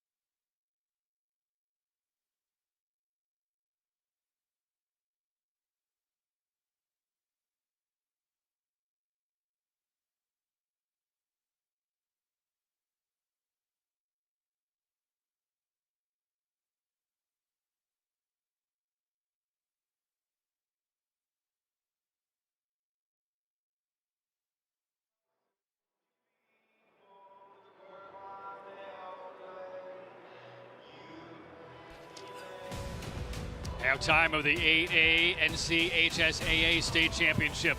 7-0, Huff Huskies leading the Millbrook Wildcats. Patrick Keenis and Jay Sohnhalter back at Kenan Memorial Stadium, where it is currently 34 degrees on this Thursday night. And Jay, let's get to some highlights from that first half. A defensive struggle, that's what we expected, and that's what we witnessed. Yeah, early on, though, in the first quarter, Ethan Royal came through with a 12-play drive leading the way, and that's been the difference. He did a great job with the zone read, getting his team on the board, and then the defense flashed. They played really hard. They looked good, and pitching a shutout because of that team speed, and it just seemed like they're in the right place at the right time. No big plays, and Millbrook almost got a block punt there from Marquez Wilbur. Yeah, we did see some key special teams moments this near block, maybe a fingertip on that one, and then a muffed punt in that second quarter nearly cost Huff as well. We didn't see much in the way of offense. So we take a look at some first half stats. Neither team, Jay, more than 90 total yards in the first half. Yeah, there wasn't really any extension. No big plays on the offensive side, but Huff did get things going on the ground, and they did have some success. And even though it's not much difference in total yards, that one drive was the difference there. It's been a clean ball game, only 4 total penalties, no turnovers. But will this sustain in the second half? Who can make the big move? Who can create that big play? Still a long ways to go. Yeah, a lot more coming up in the halftime show. We'll hear from Lamar Marshall, Millbrook head coach, coming up in a few moments. But as we move on in halftime, we'll take a look at some of the great moments across the nation of our Thursday and Friday football packages. We'll roll that from Chapel Hill, where Huff leads Millbrook 7-0. The best Thursday night lights and Friday night rivals highlights from across the country. Ron, nice cut move and a hurdle. He's still on his feet. Are you kidding me? Caleb Ron, touchdown. Oh my goodness, what did he just do? He will roll right, under pressure, still on his feet, trying to find somebody downfield. He's in trouble. He'll throw it to the back of the end zone. The receiver's wide open. Touchdown, McQueen. Michael Henry got his field goal blocked, caught it, and said, look what I found. Touchdown. In one of the most bizarre football plays you will ever see. Pressure, throws it downfield to the middle of the field. What a catch, coming up and grabbing the ball. Oh my goodness. I had no idea it was one-handed that he grabbed that thing and hauled it in. Another rush, they're gonna throw the screen and it's intercepted. How about the big fella, Akeem Davis? Davis staying on his feet. Look at him go. Davis. It's like a scrum. They can't bring him down. Akeem Davis is still moving. At the 30, at the 25, he's stuck out of there. Are you kidding me, Akeem Davis? He is in for the touchdown. 55-yard field goal from the left hash. The kick is up, and it is. It's good at the buzzer. Bryant is the hero for the Buccaneers. Tonight's high-end zone views of the game are compliments of Cook Rentals. Now in 5 locations across North Carolina. Cook Rentals, renting the smart way to get things done.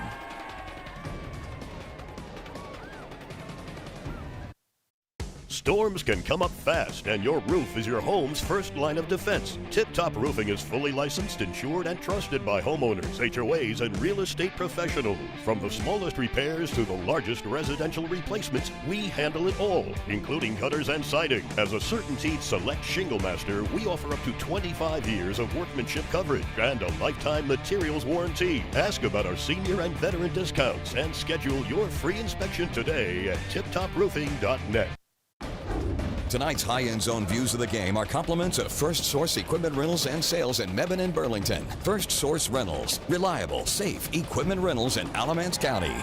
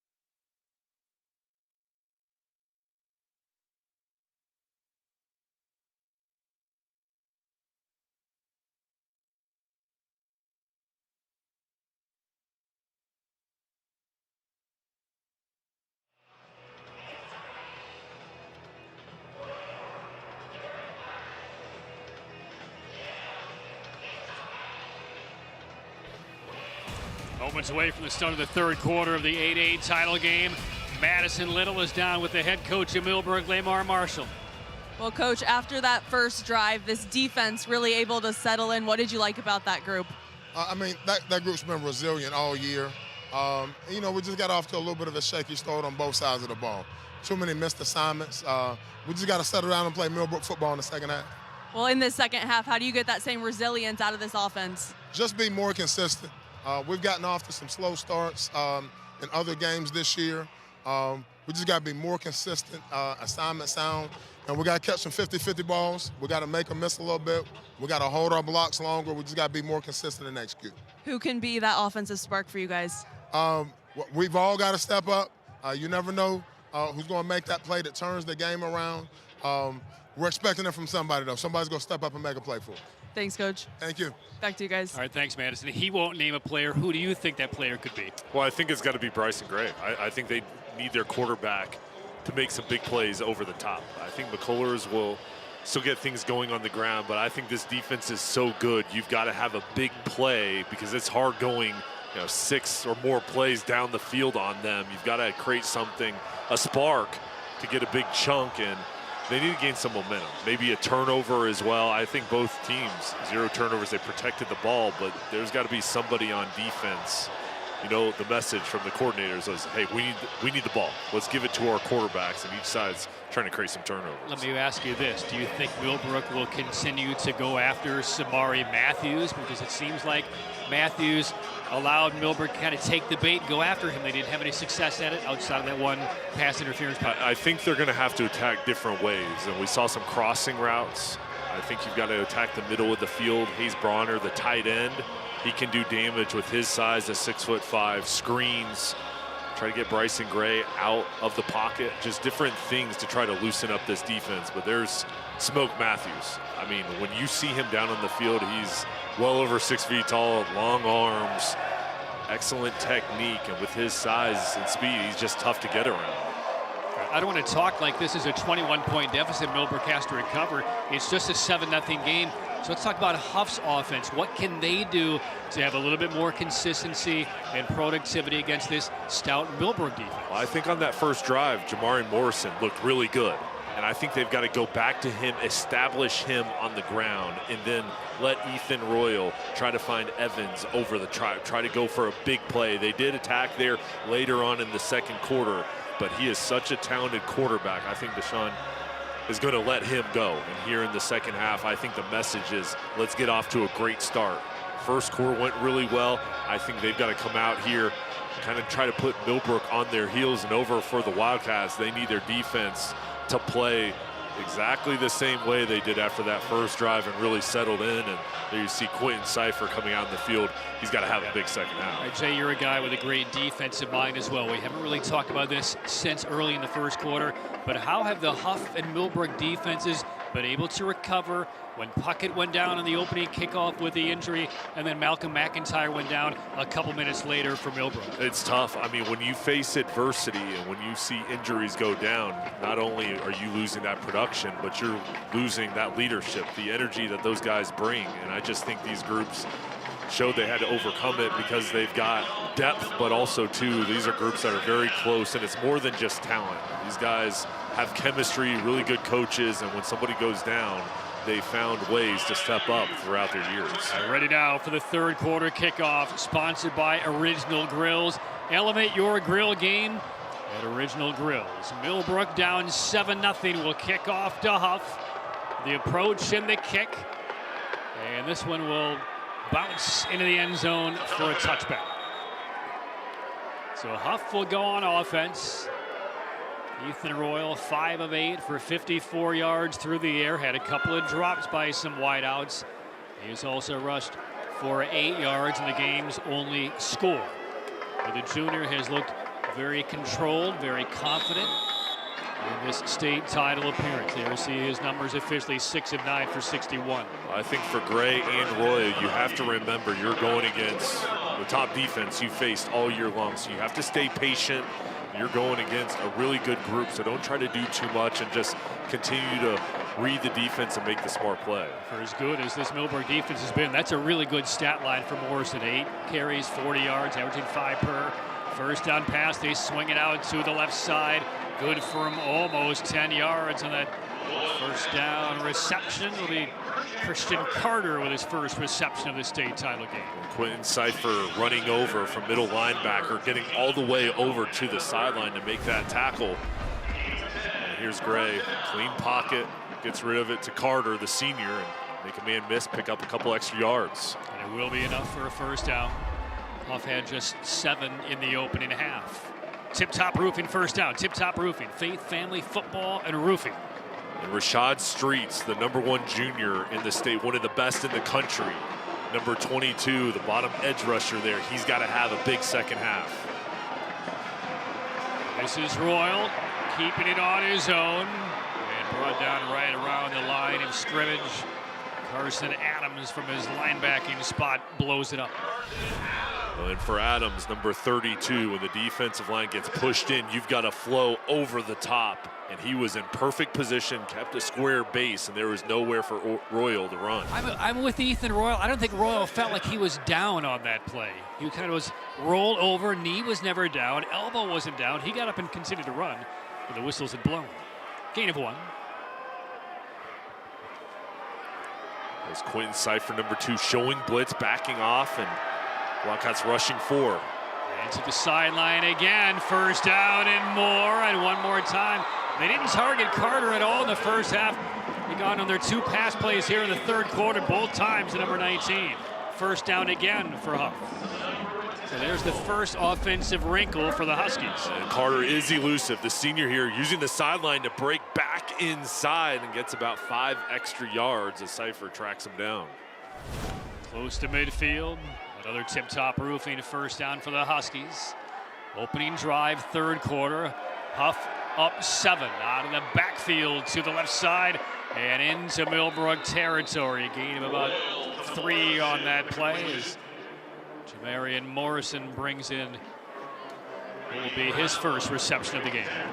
And Huff coming out here and throwing the ball in this drive. Nothing too deep, but being efficient. Royal getting the ball out to his playmakers and staying ahead of the chains. And this looks very similar to that scoring drive they had in the first quarter. This is where Royal is just really effective. 3-step drop, quick release, accurate to the sideline. Again, as I mentioned, not going deep down the field, but tough when you're playing off as the corners are here. Tough to defend. Just kind of slings it out off the back foot, but a drop by kind of Tinnen. And one more jawing down the field. And one more time, Aiden Wilson, number 19, come involved there. There's another drop. Seen a few of those tonight. And Millbrook brought pressure. There was going to be an opportunity out in the flat for a big gain if Huff could have picked that up. Third down now. In plus territory. Yeah, this is where Wilbur, number 33, Rashad Streets, has to take over for the Wildcats. This offensive line for Huff has played really well tonight. Showing blitz on the Wildcats in third and about 6. Opening drive, third quarter. Perhaps an audible by Ethan Royal. Snap is high, whistles blown, and I believe a timeout just prior to the snap taken by Huff. First charge timeout. 9:25 left, third quarter, and a 3rd and 6 for the Huff Huskies, leading the state title game by a score. Back after this.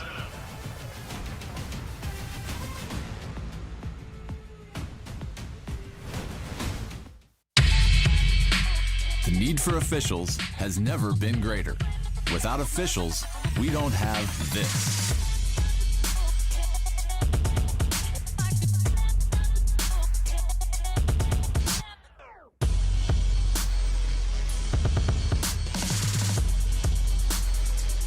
Make the right call.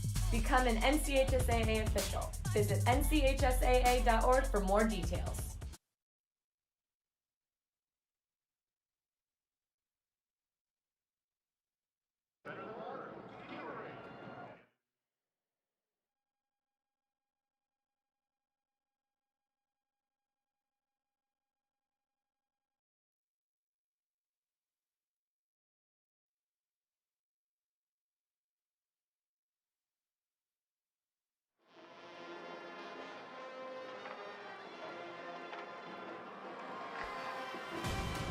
Early moment of reckoning in this third quarter. Huff faced a third down.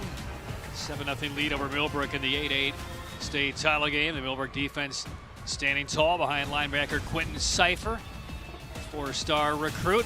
Madison on the field has more on number 2. Well, you talk about Quentin Cipher, you have to talk about his co-partner Rashad Streets, and funny enough, these two didn't start out as friends. Streets admit that he didn't even like Cipher at first, and Cipher thought Streets was lazy, but now they're one of the best 1-2 punches in the state, and they can push each other every day in the weight room, on the field, lifting up the whole team, and guys, they're just one of the best 1-2 punches we've seen out of Millbrook lately. Cipher right there in the middle of the field. 3rd down and 6, big play for the Huskies. Ethan Royal with a marker coming in. They whistled down. That is the last thing you want to see after calling a timeout for the Huskies, which will back them up behind the chains on 3rd down. Millbrook was bringing pressure, and that's why you get the false start. That offensive line getting anxious. And Cipher was coming on the right side. Ethan Royal here. 3rd and long, you have to protect the ball, read where the blitz is coming. Marcus Gladden here showing 4 rushers. We'll see if he lays off. 3 receivers to the bottom of your screen, and 3rd down, dancing around. Royal right at the line, makes the pass. It's batted down to the sideline. Royal was precariously close to the line of scrimmage. He was almost over the line. No markers down, but it's incomplete. And with that penalty, there's no chance to go on 4 down. Huskies will punt it away. And they only rushed 4, and they went back to zone coverage. Royal feeling the pressure, gets inside, then sees Cipher and Carson Adams coming up, kind of pulls it back and tries to make the throw. With this defense, after giving up a couple big plays, they settle in and force the punt for Huff. So Millbrook back to return the punt. That's Malachi Gilchrist. And Huff will punt it away for the 3rd time in this title game. And we're breaking right through the line. A marker comes down. Was Millbrook drawn offside, though? Marcus Elliott checking with his official encroachment. Mates. Defense. Number 9. Millbrook. 5-yard penalty. Stays 4 down, so back to 4th and 6. Will this change the play calling here? Are you still punting? I'm still punting if I'm Huff. You've got the lead. You have an opportunity to pin Millbrook potentially inside the 15-yard line. I'm going ahead and playing the field position game. Trusting your defense, who's been perfect throughout the year and here tonight. They keep Bailey Nelson on the field. Gilchrist with his heels to the 10-yard line for Millbrook. Nobody drawn up, bouncing snap, picked up, and it's blocked. Blocked by Millbrook toward the sideline, and the Wildcats will cover it up at the 45-yard line. Biggest special teams play of the game. Millbrook has been very close to blocking a couple of punts tonight, and they finally get through. And it might have been Rashad Streets once again up the middle.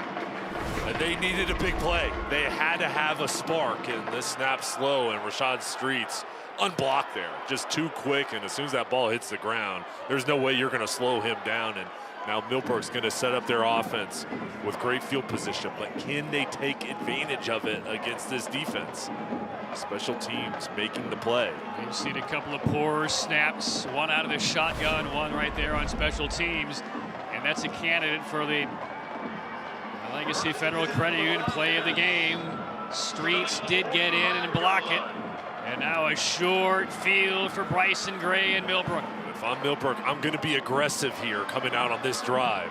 On 1st down, McCullers dances ahead for a couple of yards, yanked back after a gain of about 2.5.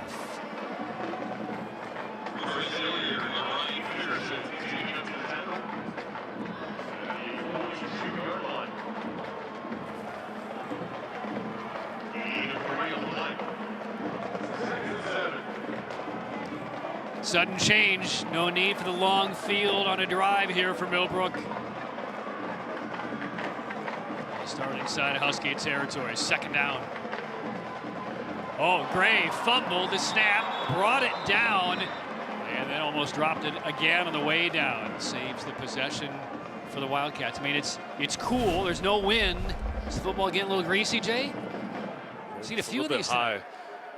And throughout the year, these teams have been so dominant, so these small little mistakes haven't affected them. But when you're going against top competition in this arena here, every setback, every small play can affect you. And now 3rd and 15. And Gray's going to have to be careful here. Potential screen here, maybe get something on a crossing route to get yards after the catch and have a missed tackle.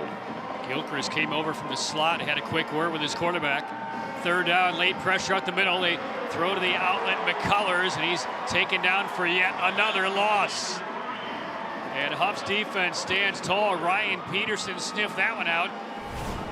As after the block punt, Millbrook goes absolutely backwards. And I think a smart play call. Lamar Marshall and I were thinking along the same things there. Screen something easy so you can break it free, but Peterson sniffed that out. He is so good, only a sophomore. You watch him play, the instincts, how quick he is to the ball. He wraps you up, he's physical. He has all the talents to be a big-time player.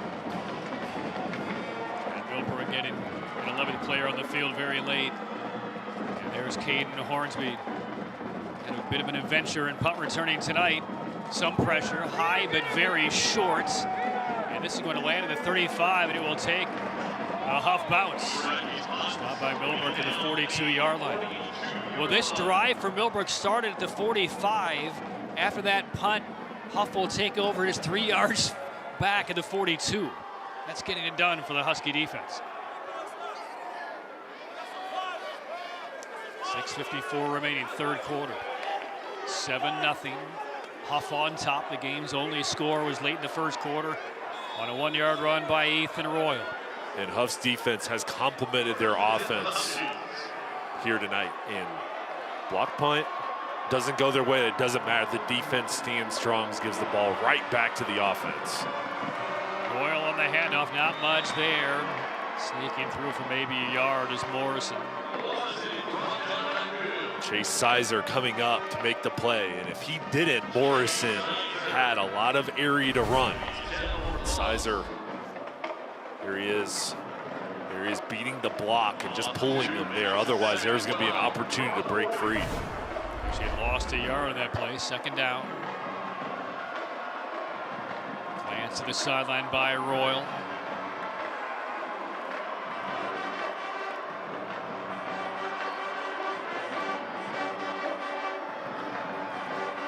Blitz coming off the edge, and it's intercepted. Cypher has it for Millbrook.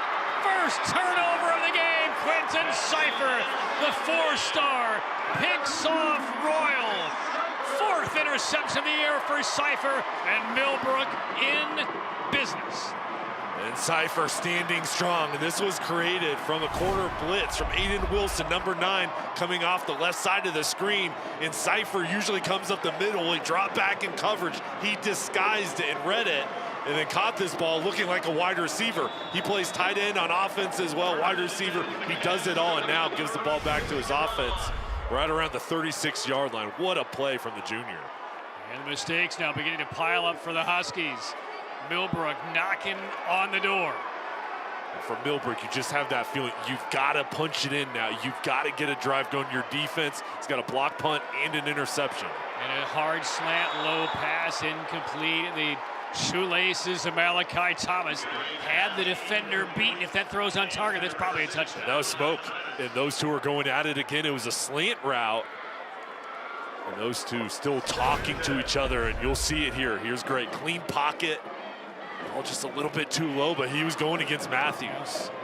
I mean, how bad does Thomas want to put up 6 against Matthews? 2nd and 10, there they are again. The safety over the top was not in the area. That could have been a big gain.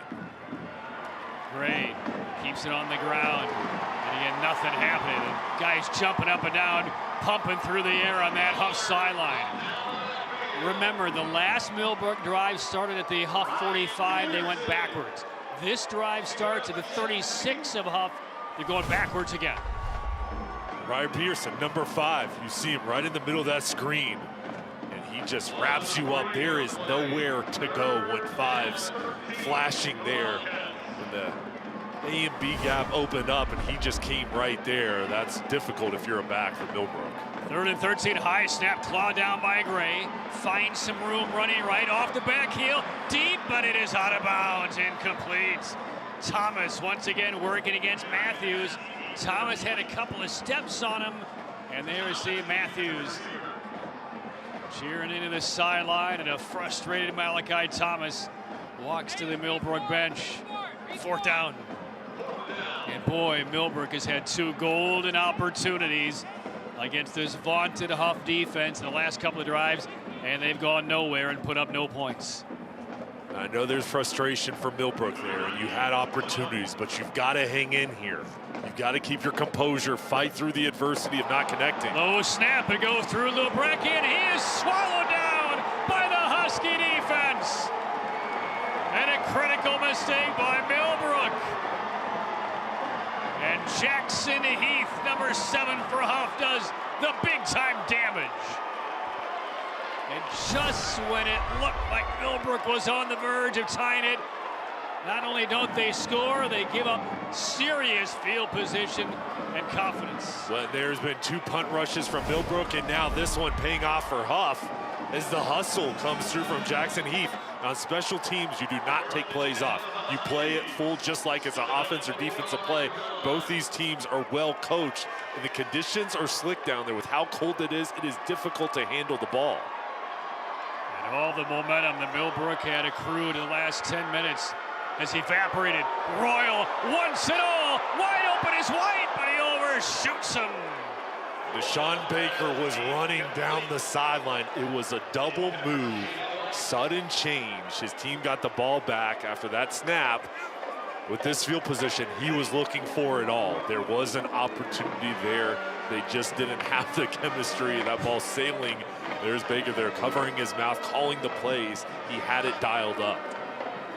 That was the shots, and they know it. You go up 2 scores in a game like this, you can maybe start engraving the trophy. And they're not going to run it again here, but they will go back to that double move after seeing how aggressive Millbrook was looking in the backfield. 2nd and 10, long swing into the flats.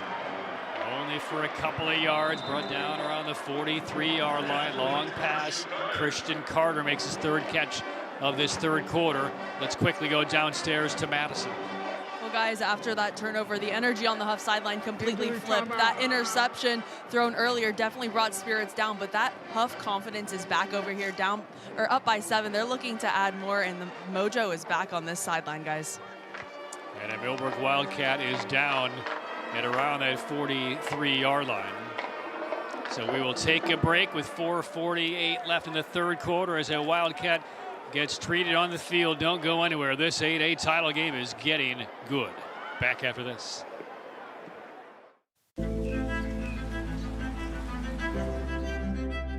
Every first day needs someone who believes in all the days that follow.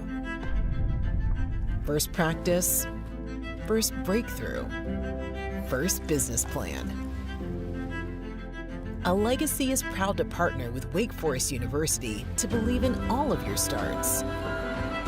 Because when someone is behind you, everything is in front of you.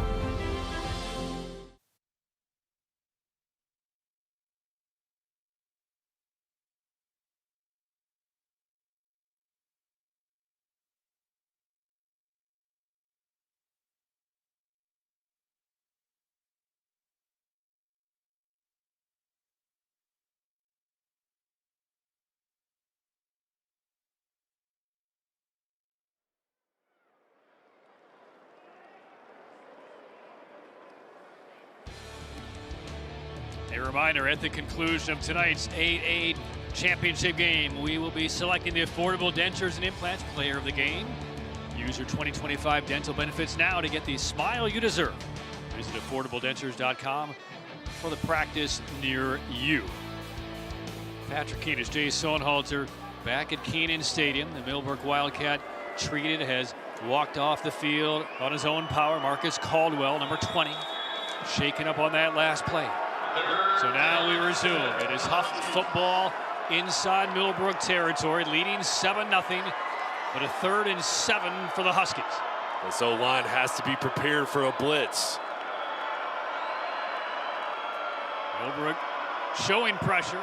They come with 5. Flushing Royal out, being chased. Throws as he's being taken down. And one hops a pass, incomplete.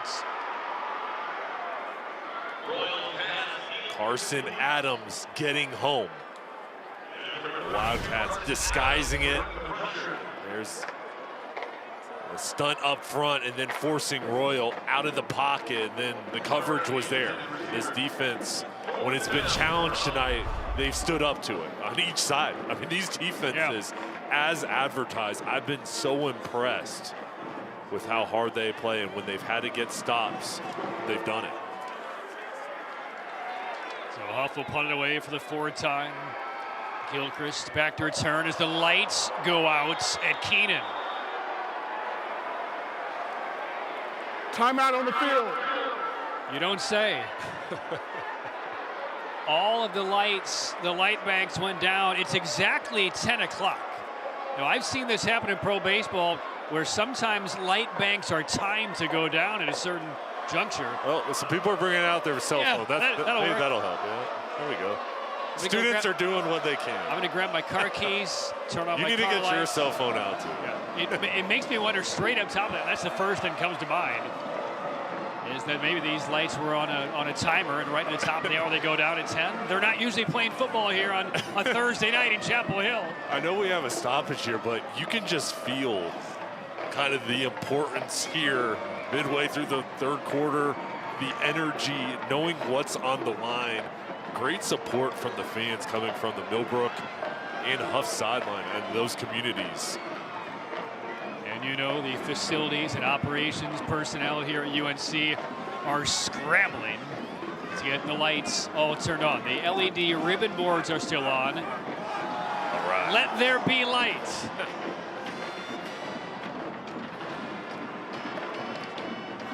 Scoreboard is still visible. Jumbotrons are working. A nominal delay ahead of a key 4th down play. This game has seen everything, hasn't it? Not a lot of scoring, but a lot of everything else. But you're right, Jay. The sign of good teams is when they are faced with that rare moment of adversity, do they crumble or do they get tough? Both of these teams have gotten tough. Ready to punt it away. Pressure again. And it flips end over end. Bounces at the 15. This may get to the end zone, trying to save it, but unable to do so. Huff's Drew Johnson couldn't quite run it down. Well, I take it back. He did stop it at the 1. He did stop it at the 1. Looked like it went into the end zone. Marcus Elliott will come down and confirm. And Millbrook thought it was starting this drive at the 20-yard line. Okay, we'll take one more look here. Let's see. I initially thought he was in the end zone. We got past Johnson here. Now he's on the chase. Got it. What do you think?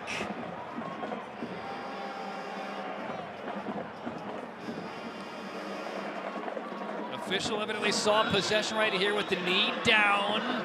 Clean possession, elbow down. Momentum carried him to the end zone, but going to bring it out to the 10. Now they put it right around the 11-yard line instead. So Millbrook football down 7-0.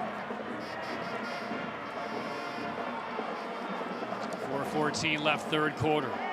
And again, absolute zero happening on the ground for the Millbrook running game. This is a Huff defense that shut out West Charlotte last week. And West Charlotte, very highly thought of.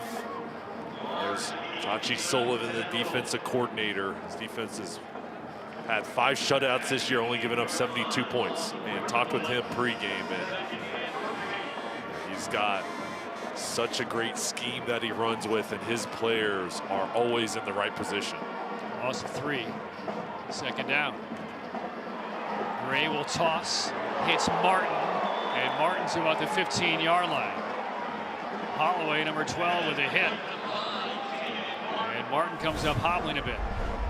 Gray now with his 7th completion on the game. There's a fake zone read play action. And I think this is what the Wildcats have to do to open up this defense a little bit. Try to get some breathing room through the air with Tatum Martin making that catch. Well, Jay on the ground. Now, again, this factors in sacks and bad snaps that got past quarterbacks. Millbrook has rushed it 18 times for -7 yards. It's been tough. Third down and about 6 here. And this is a big one here because not only do you need to pick it up, you've got to be careful because you know Huff knows it's a pass that's going to get a rush. Four-man rush, flushed out. Gray throws on the run to the sideline, threw it behind the intended target. Hayes Bronner, the tight end. And it's a 3-and-out for the Millbrook offense.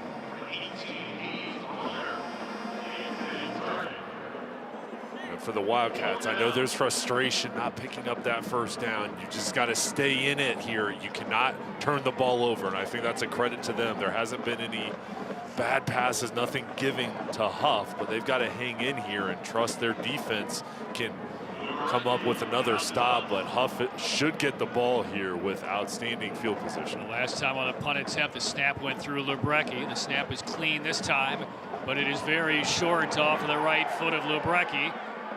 And takes a bit of a Millbrook bounce, but this will stay inside Wildcat territory. Comes to a stop at the 46-yard line. 2:27 to go, third quarter. I mean, this game, we're kind of waiting for one big offensive play because everything else has been like, if you're on a mountain bike and you're going straight uphill, how hard it is to go forward by an inch. That's what we're seeing offensively for both of these teams now. And it's been difficult for Huff, but if I'm Deshaun Baker down there, you say, hey guys, we just need another score. With our defense the way they're playing, if we get a field goal, if we get a touchdown, it is going to be difficult for Millbrook. And I think right now coming out, he's going to be aggressive with Ethan Royal. First down drive begins from the 47. On the ground, Morrison, nothing there. And again, just like last week, or check that about a week and a half ago when they played the regional final for Millbrook, they gave up a score in the first drive to Hoggard, didn't allow anything the rest of the way, came back with 2 third-quarter touchdowns to win it. They gave up a first drive touchdown today, and that's been it. And to be frank, Millbrook has had better scoring opportunities since that time than Huff has, but it still remains 7-0 Huskies. Both teams have had drives that have begun in plus territory that have yielded 0 points. Royal on second down the sideline, and a flag comes in as Rajon Bynum, the quarterback, held up the receiver looking for Tyron Evans. And that's the easiest call of the night. Pass interference, defense, number 4. It's a 15-yard penalty, first down. And this is a tough matchup when you got one-on-one coverage, no help over the top, and you're going against a 6'3" Evans and just gets pulled there and can't go for that ball, and easy call there on the sideline. And right now with Huff, you got the ball at the 31-yard line. You're getting close to field goal range. Of course you want more, but that's a big penalty moving the ball down. Minute 41 remaining third quarter. With the penalty, first down for Huff at the 31-yard line. Morrison shifts to the right of Royal. Royal pulls it back. Eludes one man, improvises kind of a jump throw ahead, knocked down, batted out of bounds. Brady Graffam, number 82, swatted that away, second down. And if I'm Millbrook, I'm thinking sack. We've got to get a big play, and Royal is so elusive with his feet. I mean, that is so similar to you see in the NFL with Mahomes, Josh Allen, just ad-libbing, creating. It's difficult to bring those guys down, and Royal doing the same thing there, keeping the defense off balance. Well, the Millbrook defense knows they cannot give up anything on this drive. Tough task at the 31-yard line, 2nd and 10. Royal, high, arcing ball into double coverage, incomplete in the end zone. Wanting Evans, once again, Graffam was there, Bynum was there, third down, Huff. And Brady Graffam, the safety, staying at home. It was key for him, number 82 on the back end, is Bynum's in the coverage, and there's Graffam coming over. He didn't come forward. He stayed back and read this, and there's the double team and making it difficult for Evans. Evan called Graffam's name all through this championship game. 2 major plays back-to-back by number 82 for the Wildcats. 3rd down. He's been a main reason for their success, keeping everything in front. He's a key performer on the back end. Where the Huskies go, showing blitz. Here come the Wildcats. They screen it up the middle. It's ran by Millbrook. Get it away though. Morrison still on his feet. Look at Morrison go inside the 10. How did that happen?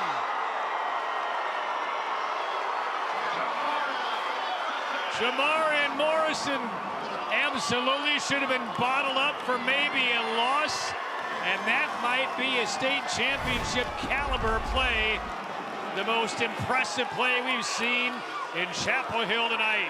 1st and goal. Well, play of the game thus far, and it's just a 1st down, but picking it up here and just the hustle, the effort of refusing to go down.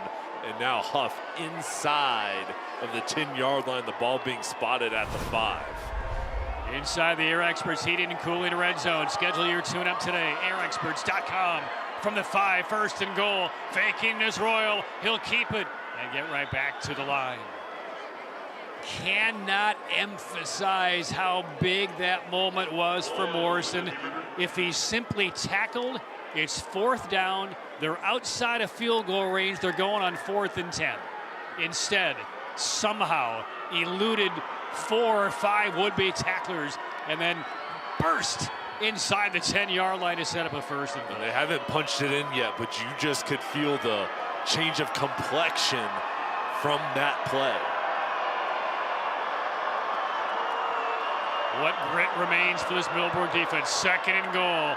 Hesitation move, and Morrison dropped for a loss and comes out of there shaking his head at his offensive line. As we go to the 4th quarter here, Patrick, a lot of credit to Millbrook with those 2 stops. They could have kind of folded there, standing strong the last 2 plays. That is the end of the 3rd quarter. Haven't seen a point since late in the 1st. 12 minutes remain for the 8A title.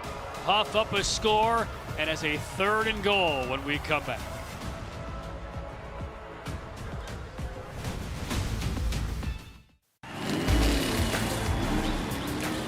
Robert, go for more. Hey! Hurt in a car wreck?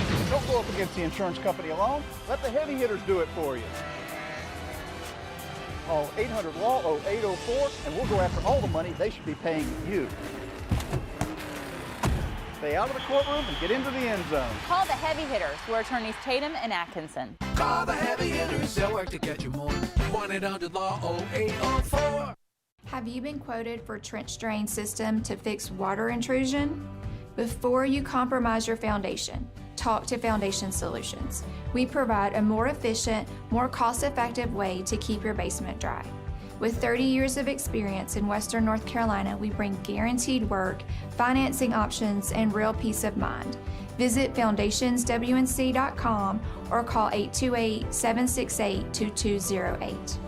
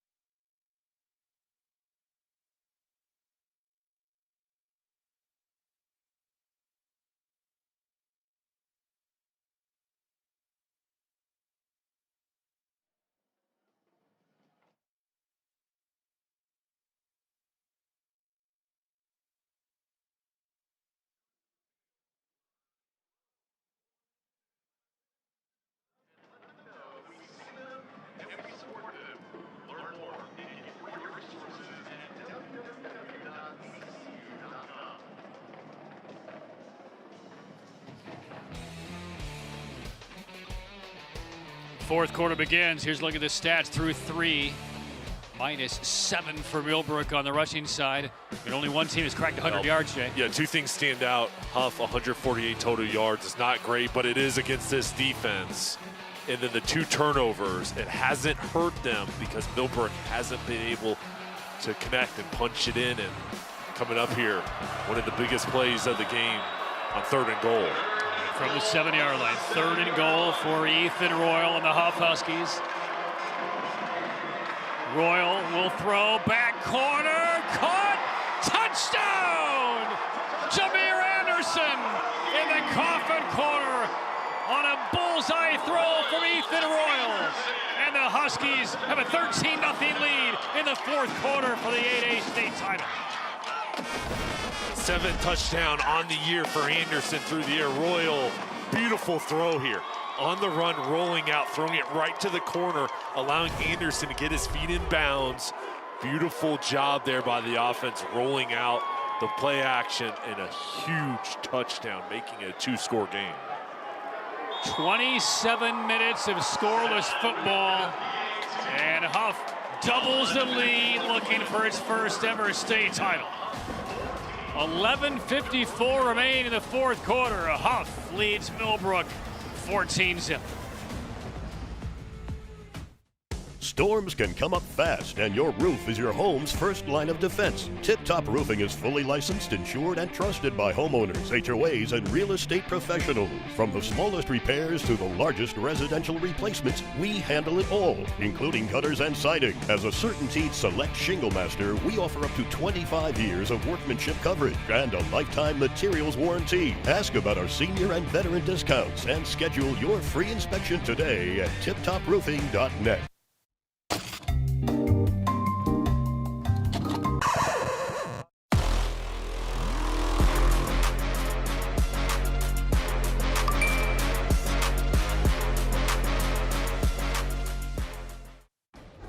Tonight's high-end zone views of the game are compliments of Cook Rentals. Now in 5 locations across North Carolina. Cook Rentals, renting the smart way to get things done.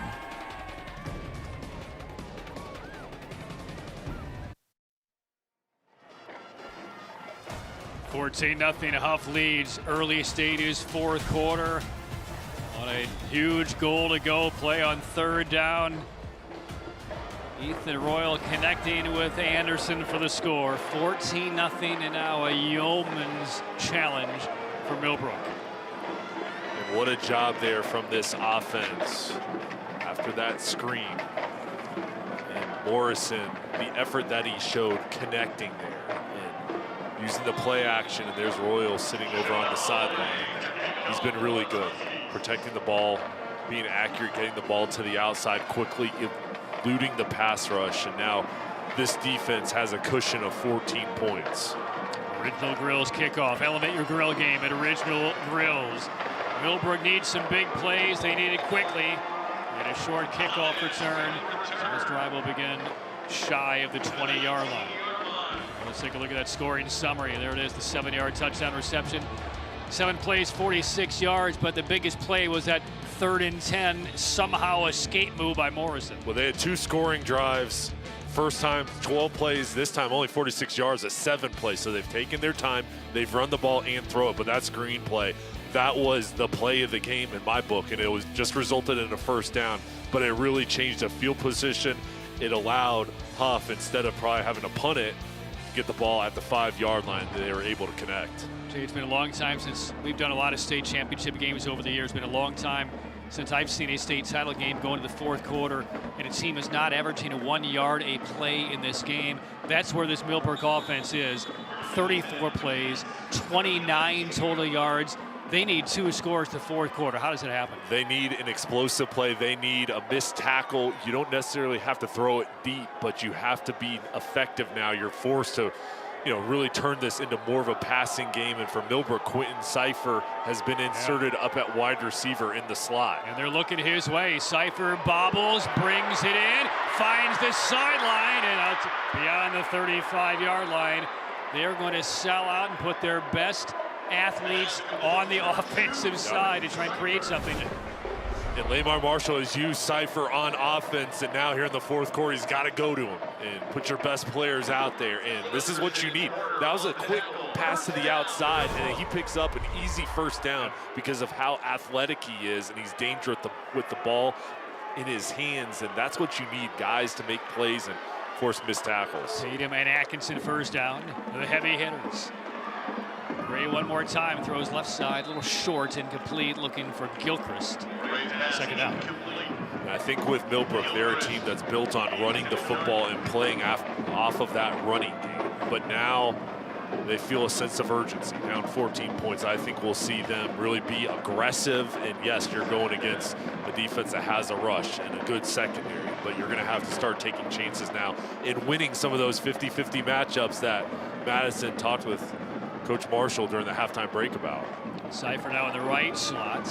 This is McCullers, finally gets some breathing room. And McCullers picks up about 8. So 3rd and short at the 45-yard line for Millbrook.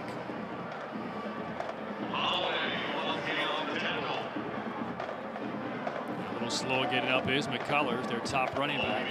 And I think for Millbrook here, it's 3rd and short, but you've got to have 2 plays in your mind to pick this up, because I think you've got to go for it on 4th down if you don't get it here. Yeah, there's no tomorrow. 14-0 now in 4th quarter. You need 2 scores, and you're likely going to have to really churn up dozens and dozens of yards to get it done. Gray facing 3rd and 2.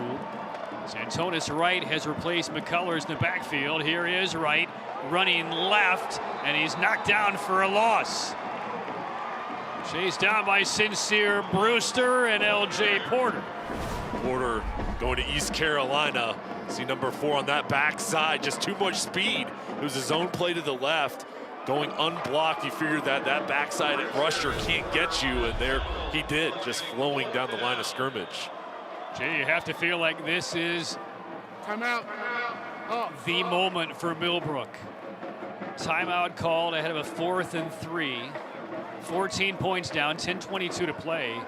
I mean, this is the state championship opportunity for Millbrook right here, right now on this play. This is it. And you still have a full quarter to go, but knowing how good Huff is on defense and giving them the ball back here on your side of the 50, it's going to be tough. So all the hopes, the goals, the work that you put in, you've got to lock in here, execute under pressure, continue this drive and try to maintain here deep in the 4th quarter. There's the Huff marching band making the trip over from Cornelius, playing with a little more vigor.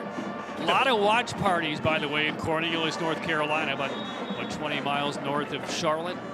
So for a lot of the fans who did not make the Thursday drive for this state championship game, they're checking it out in a lot of bars and restaurants tonight. We thank everybody for tuning in tonight. By the way, final exams for the Huff players aren't until after Christmas and after New Year's. They're expected to be in class tomorrow because tomorrow's Friday. A little leeway, however, for most of the students, particularly if Huff wins the state championship here today. Cypher's in the slot. 4 wide receiver set. Wright is very good out of the backfield as a pass catcher. Huff shows blitz. Tough high snap. They swing it out. Cypher grabs it, but he's short. Short of the first down by a couple of yards. Taken down by Jackson Heath. And the Huff Husky defense again turns Millbrook over on downs. They can sniff the championship. And Jackson Heath has flashed tonight and just driving on this ball, making it difficult. And the pressure was coming, forcing Gray to fall away as he threw that ball. This defense, again, standing strong. And there's a reason they've been so difficult all season. There are no weaknesses with the Huskies on the defensive side. So now Huff goes back on offense. If you're to Sean Baker, you can end this on this drive with points. And it begins at the Millbrook 45-yard line. Can the Millbrook defense force another turnover? Cypher had a pick earlier in this half. Royal out of the gun, shovels one to the left side. And this is Morrison up the sideline inside the 30. 16 for Morrison. First down, Huff. And as players are getting tired, as people are getting colder here later on in this ball game, he's going the opposite way. He is getting stronger. He wants the ball. He's getting into more of a rhythm, and guys are just bouncing off of the young sophomore. 5'9", 205 pounds. He plays so much bigger than that. Remember, he is a sophomore. He is the man who on that last drive took on about half of the defense, wouldn't go down, and set up a touchdown. Dangerous pass, almost picked off. Noah Ragland was about to cut in front of that long diagonal pass off his fingertips, and Ragland's down in bits. Officials timeout. Multiple injured players. I mean, if Ragland catches that in stride, as 2 players are down, both for Millbrook, if he catches this in stride, Jay, it's a pick 6. Watch this. And gets away. So close, and that's the danger right now. And for Huff, yes, you do have a big lead. Obviously, you don't want any turnovers, but all it takes is 1. And Millbrook almost is able to jump that. All right, that's Ragland right there, who is still down at his chest. There is another Millbrook player dealing with cramps at the other end of the field near the Huff sideline, stretching out his right legs. Marquez Wilbert. Marquez Wilbert right there, dealing with cramps on this 34-degree night in Chapel Hill.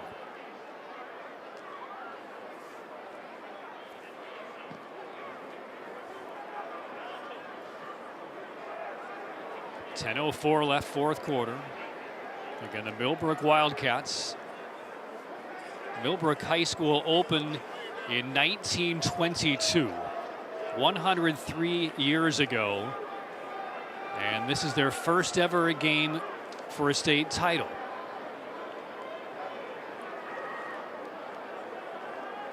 They've won 35 state titles in other sports. Golf 6 times, gymnastics 7 times, men's and women's basketball, volleyball 4 times, tennis, but never football. They're 14 points down here. Huff, meanwhile, also in his first state title game. They won the women's swimming and diving state championship 6 times, but never a football title appearance until tonight.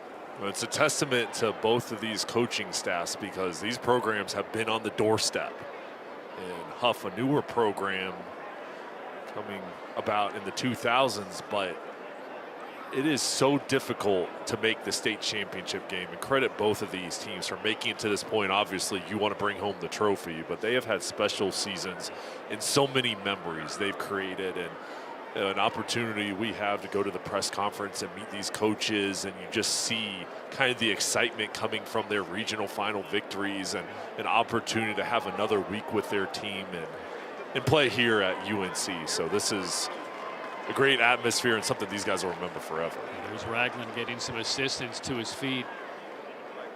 And as he is helped off the field, let's go downstairs to Madison, who has more on the conversation we were just having. Madison. Jay, this title is the first potential title for the Huff and Millbrook in general, but Coach Baker says now his team knows what it takes. He says it will be second nature come next year. We know the process. We know how to get here. It was all about getting the hump, and this is the team that did that for his program. And really, we take a look at the rosters, and we say this a lot when we see a lot of the top players who are juniors or sophomores, especially in a couple of cases tonight. You can, with the right type of season, injury-free, you can forecast another deep run for both Huff and Millbrook next year.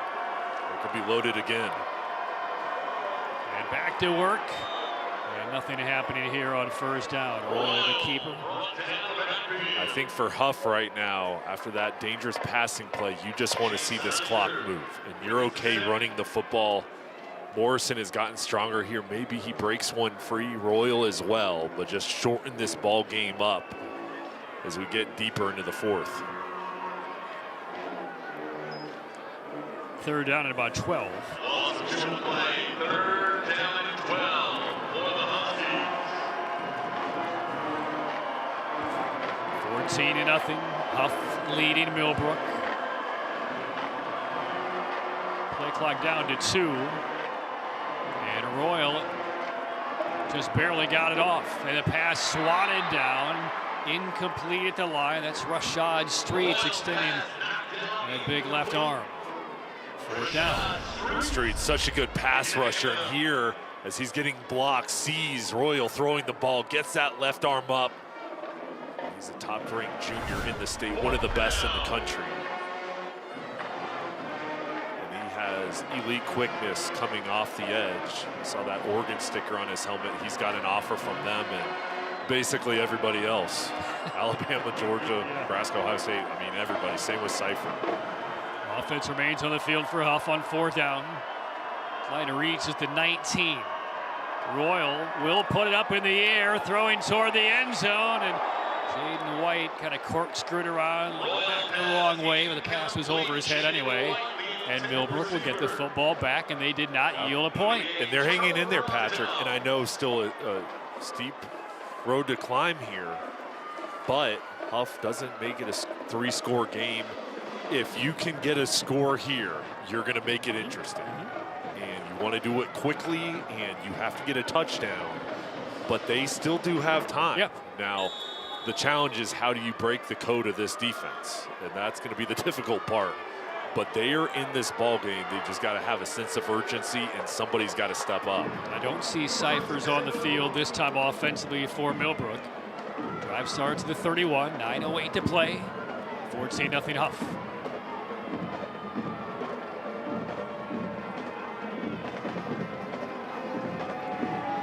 Five-man rush. Slings to the side. Thomas. And spun out right around the line of scrimmage.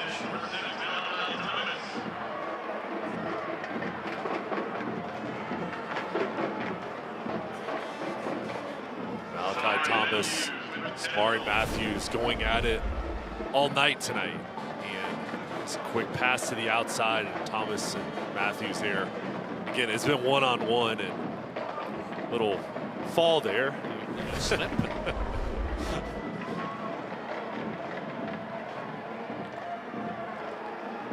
8.5 to go. Second out for the Wildcats. Can they get the ball downfield? Batted in the air and lands at the feet of the chasing Huff.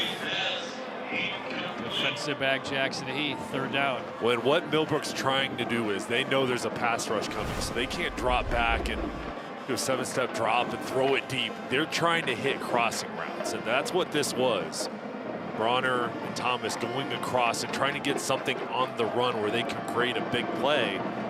Another knockdown pass from this defensive line. 3rd down Millbrook at the 31-yard line. 14-0 down.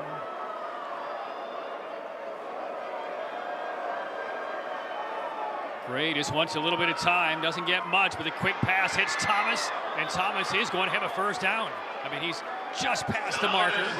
So on a 3rd and 10, they pick up about 10 1/4, and that will move the chains for Millbrook. And Patrick, this looked really good. I mean, protection, enough time for Gray to throw. He does get hit, and then Matthews playing off. Yeah.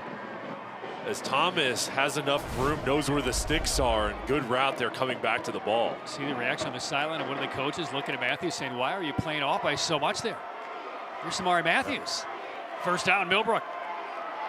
Little life now, Gray, quick pass. Thomas again, can't spin away from Matthews this time. He steps right over Malachi Thomas after the tackle. No gain.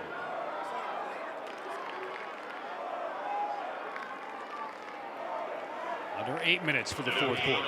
Millbrook still has 3 timeouts, and the #1 goal is you have to score a touchdown here, but now you're inside of 8 minutes, and they've got to take advantage here. This opportunity with the ball and moving quickly.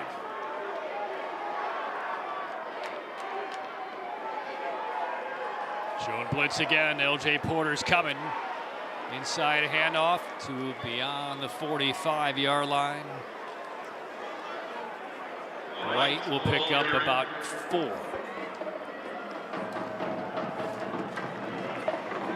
3rd down.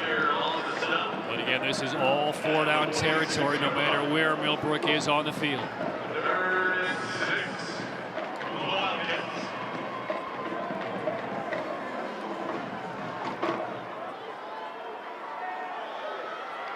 Thomas v. Matthews, bottom of the screen again, one-on-one. 3rd and 6. Gray, and another pass, batted down. He was looking for Thomas on a slant. 4th down. LJ Porter getting back with Sincere Brewster. The pressure right up the middle, and now this is it. 4th and 6 coming up. There it is. I mean, if you can't get to Gray, you jump up, look at his eyes, and they do that. They're perfectly timed by Porter. Bronner has to sprint off of the field. A late substitution for Millbrook. 4th down. It all hangs in the balance now for the Wildcats. They need 6. Gray steps up, deep ball into double coverage, and it's intercepted by Huff. Jason Wilkerson sprints back up the sideline, stays in bounds, and Huff turns over Bryson Gray on the interception, and the Huff Huskies on the verge of their first ever state title.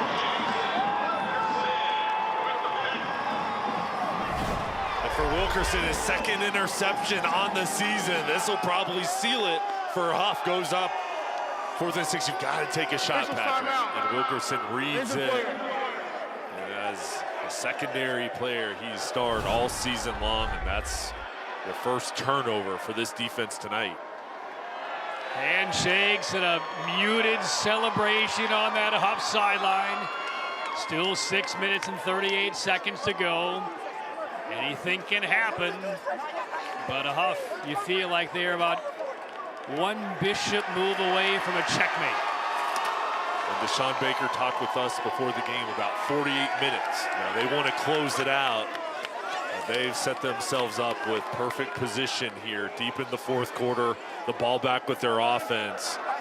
And Wilkerson coming up with the big play. So there's the celebration on the Huff sideline. Meanwhile, an injury on the Millbrook sideline. That's Tade Martin. So Martin is up, heading toward the bench, and some long faces for the Millbrook Wildcats.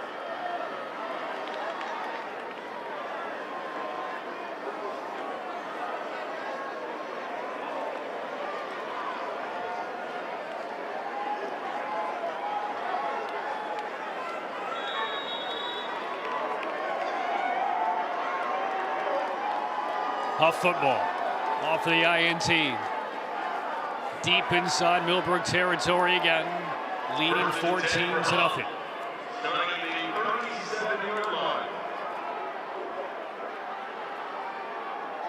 Royal 12 out of 24, almost assuredly will keep the football on the ground.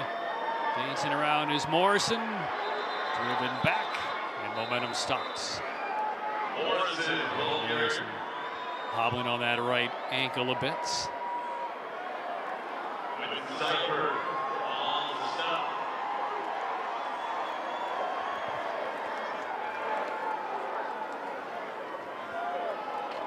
Well, 3 timeouts remain for Millbrook.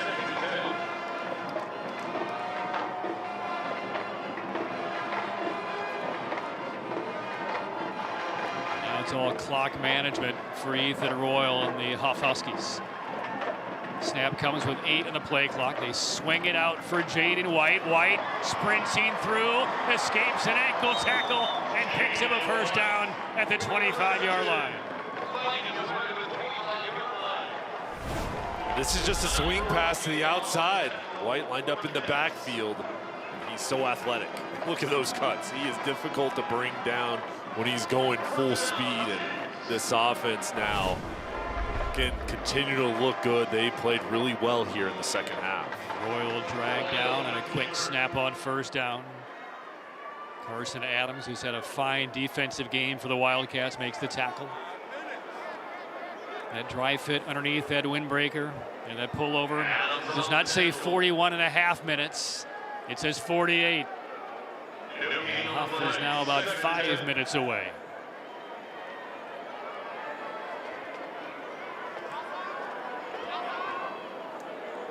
The Huff defense has limited Millbrook to only 70 total yards in this game.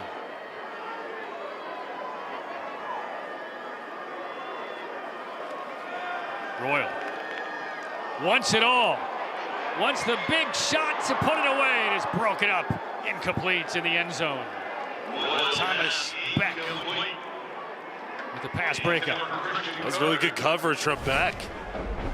The junior on the back end. There's no safety help there. It's just him.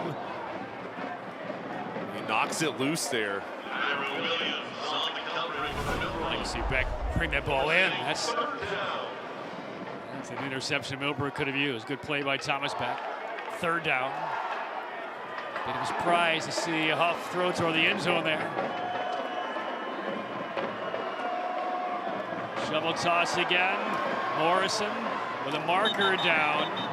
And Morrison, momentum will be given to the 21-yard line. Clock will stop with 4:37. Penalty marker down. This will be on Huff. It's going to be a hold, so it's going to come back. Holding. Offense. Number 8. It's 10-yard penalty from the spot. Third down. So Tyron Evans, their wide receiver. Yeah, well, it wasn't a hold there. It was more like a tackle. We'll see there. There it is. There it is. It's a long hold slash tackle. So we'll push Huff back to the 33-yard line. He's a great player. He's going to Miami. What a bright future he has. Size, the speed. I always feel like those kind of penalties really hurt the defensive team when the defense did nothing wrong because the clock continues to run. Right. And you get a new fresh play clock. And now a timeout taken by Huff. That will stop the clock at 4:10. So 4:10 left. That's all that stands between Huff and his first ever football championship, leading Millbrook 14-0 in the waning moments from Chapel Hill.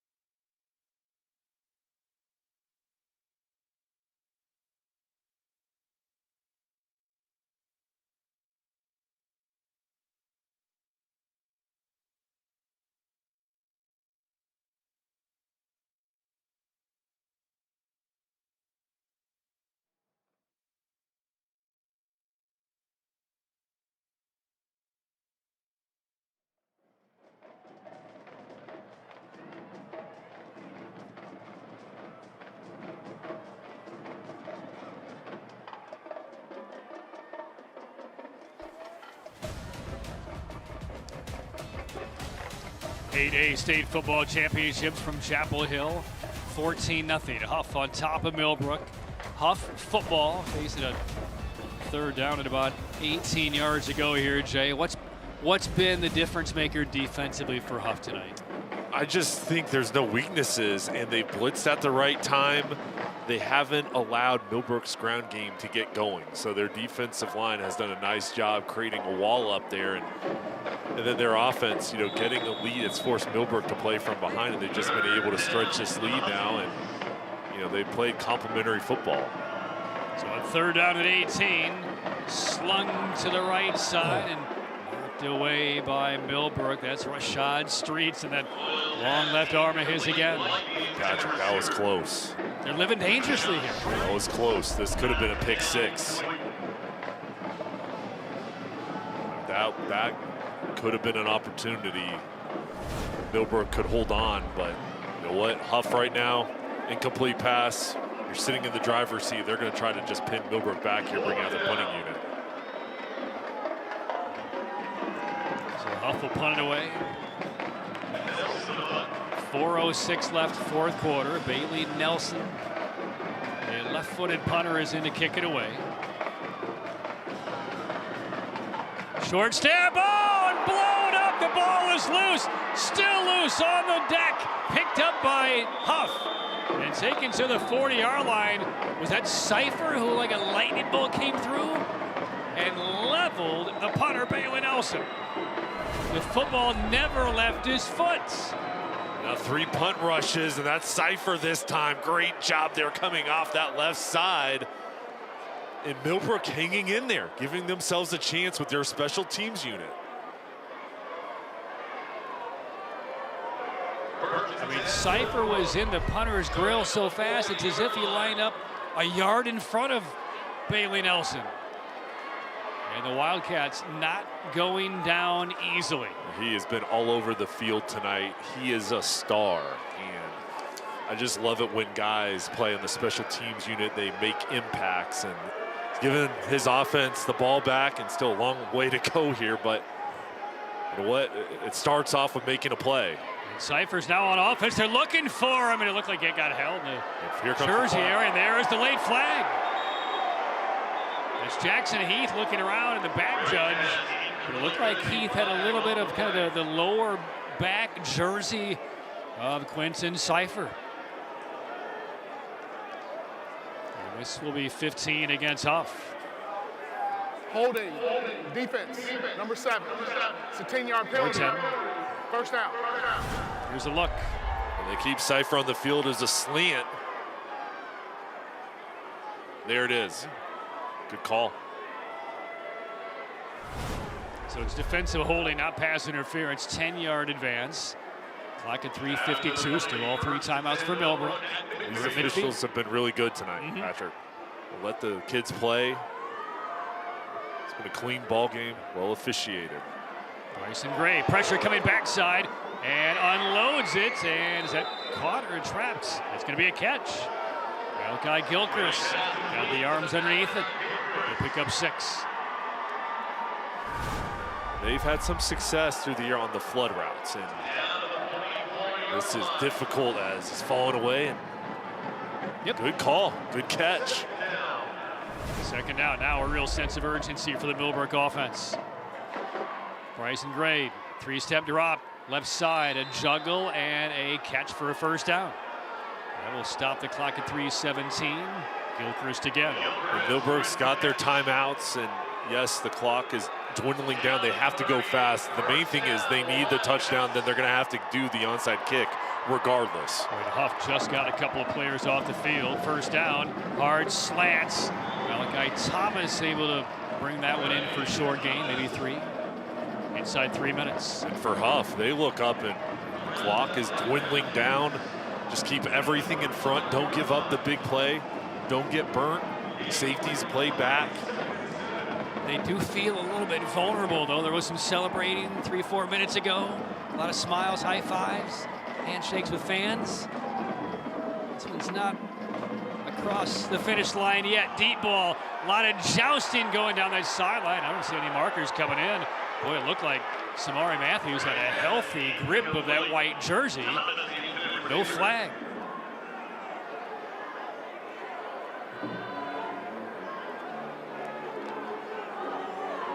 Color me surprised. Yeah, and Malachi Thomas, as he's finishing this route, I mean, he was pulled on that left shoulder pad from behind. I don't know how that's not a penalty.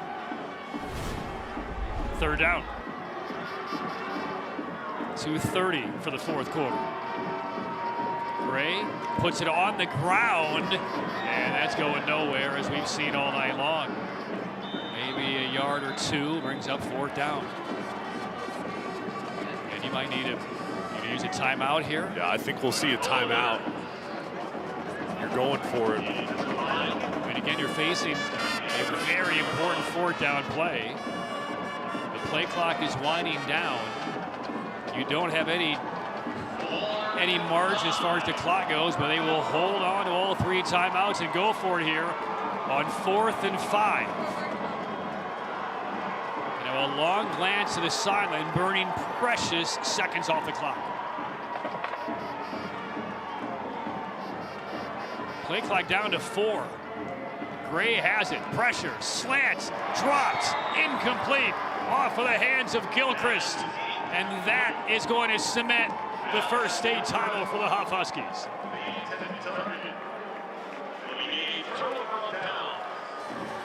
Five shutouts across the football season for the Huskies, including one in the regional final last week. They are about to blank Millbrook for the state championship.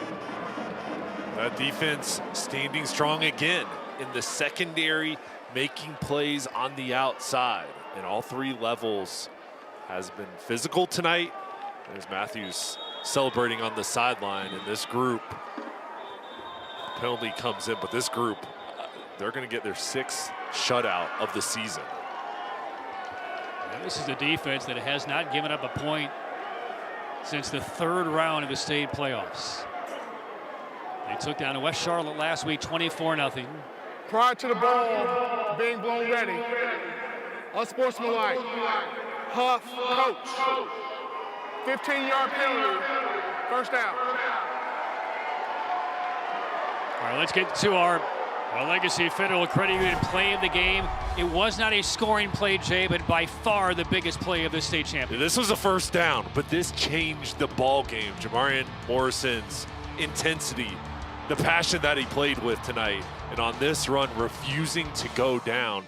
This was the difference, because this would have been a punt probably, and it resulted in the ball being at the 5-yard line, and that was the spark play that Huff was looking for in the second half, and it enabled them to go up 14-0 once they scored. That was very late in the 3rd quarter. It was a 3rd and 10 play. Looked like he was going down for maybe even a loss. And then about 2 plays later, a touchdown pass to make it 14-0. And Huff has not looked back. Penalty on a Huff, unsportsmanlike, pushes the football back to the 18. Clock reads 1:37. On the ground on first down. Handful of yards for Morrison. So our Legacy Federal Credit Union play of the game. Our Legacy and Wake Forest, we Timeout. believe. Millbrook. Timeout taken by First Millbrook. charge timeout. 14-0, Huff leading Millbrook. Now time for our Affordable Dentures and Implants player of the game. And we will recognize Ethan Royal, the quarterback for Huff. Touchdown run late 1st quarter. Touchdown pass first play 4th quarter. He was responsible for both touchdowns. He was efficient, and when his team needed the big play, needed the throw for a touchdown, needed the first down pickup, needed something with his legs to get away from the pass rush, he came through all night. Only a junior. He has such a bright future, and he's going to walk away from this season, this game, as a state champion quarterback. Affordable Dentures and Implants player of the game, Ethan Royal. Use your 2025 dental benefits to get the smile you deserve. Visit affordabledentures.com for the practice near you. 1:25 left.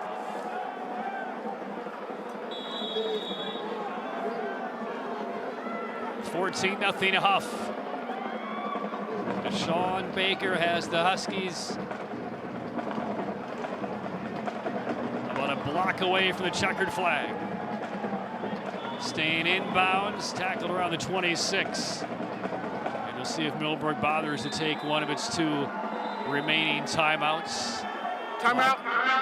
Millbrook. Will be stopped by Millbrook. 1 timeout remaining. 1:11 on the game clock.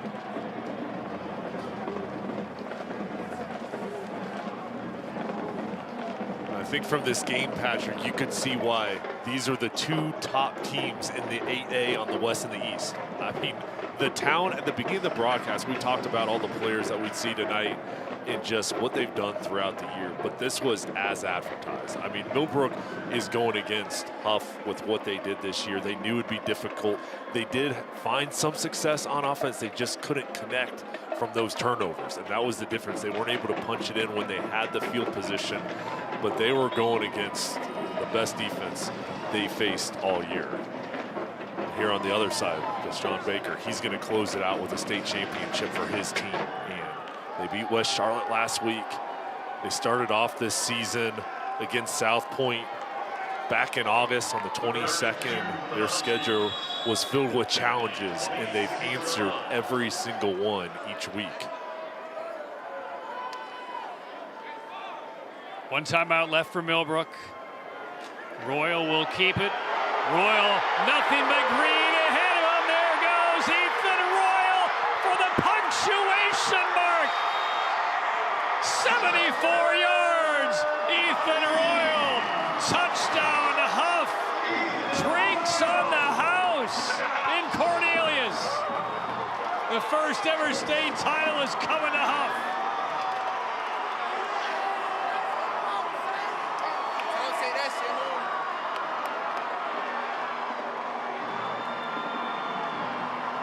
Might have heard that he was the player of the game and decided to put an exclamation point on it. If you're going to do it big, you're going to do it right here. And Royal closing out the ball game as a state champion and making his final play out on the field memorable. Down the sideline, you could see him, once he had that edge, that speed was too much. He turned on that next gear, and he is so talented, and whether it's through the air or on the ground, he can do it all. 14 touchdown runs this year for Royal, 26 touchdown passes. That's 40 combined in what will be a legacy moment for the Huff Huskies. The school that opened its doors 15 years ago is about to open them up tomorrow with the state football championship trophy to the case.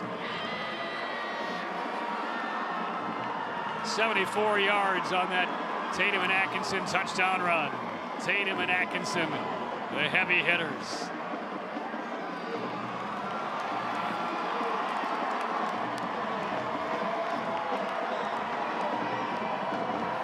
And now the celebration's on for real.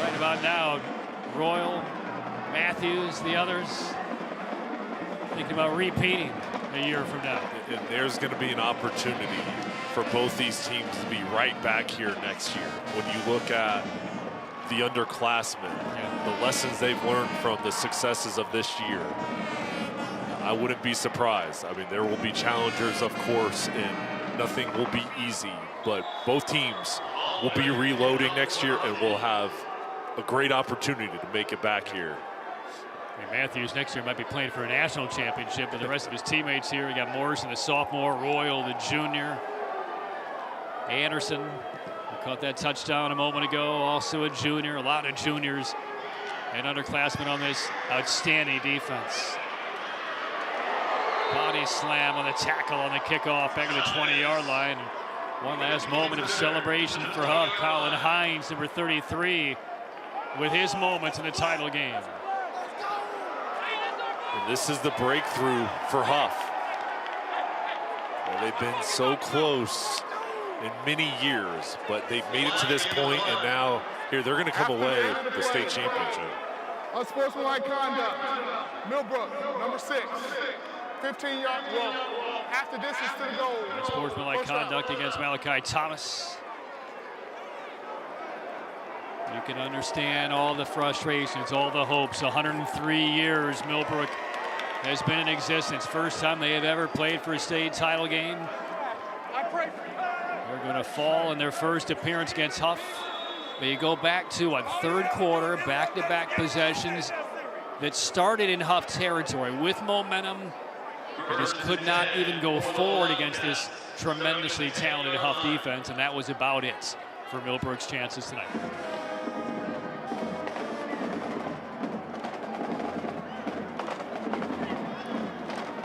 For Millbrook, they handled every test coming from the East. A challenging schedule. Lamar Marshall and his group was so impressive this season, and they're a power, and they'll be back. They're going to learn lessons from this ball game and overcoming the adversity of not being able to win this game. I know they'll use it as motivation in the offseason and expect to be back to the state championship next season with all the talent they have coming back, and Lamar Marshall building this program up to the highest of levels. And we will see just one more snap.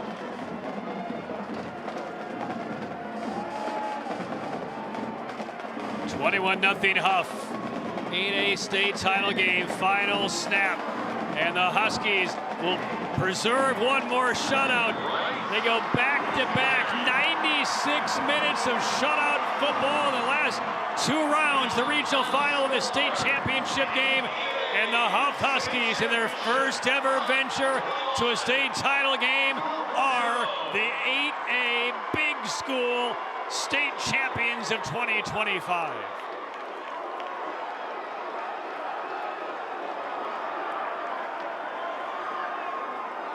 Ethan Royal, 2 touchdown runs, 1 touchdown pass. And the junior has etched his name and the Huff Huskies into a moment of a legacy at Huff High School. 21-0 Huff over the Millbrook Wildcats for the 8A title. And this was a great game, and both teams played so hard. And you see how bad Millbrook wanted it, and then the celebration from the Huff side and what this victory means to those kids, their families, the program. And there's the embrace from Coach Baker, Coach Marshall, and the staffs going on and going through, congratulating each other. And it's not only these parents, the communities, the players, it's these head coaches, their assistants, all the time they invest into a season. This is a year-round job, and it's a full staff effort.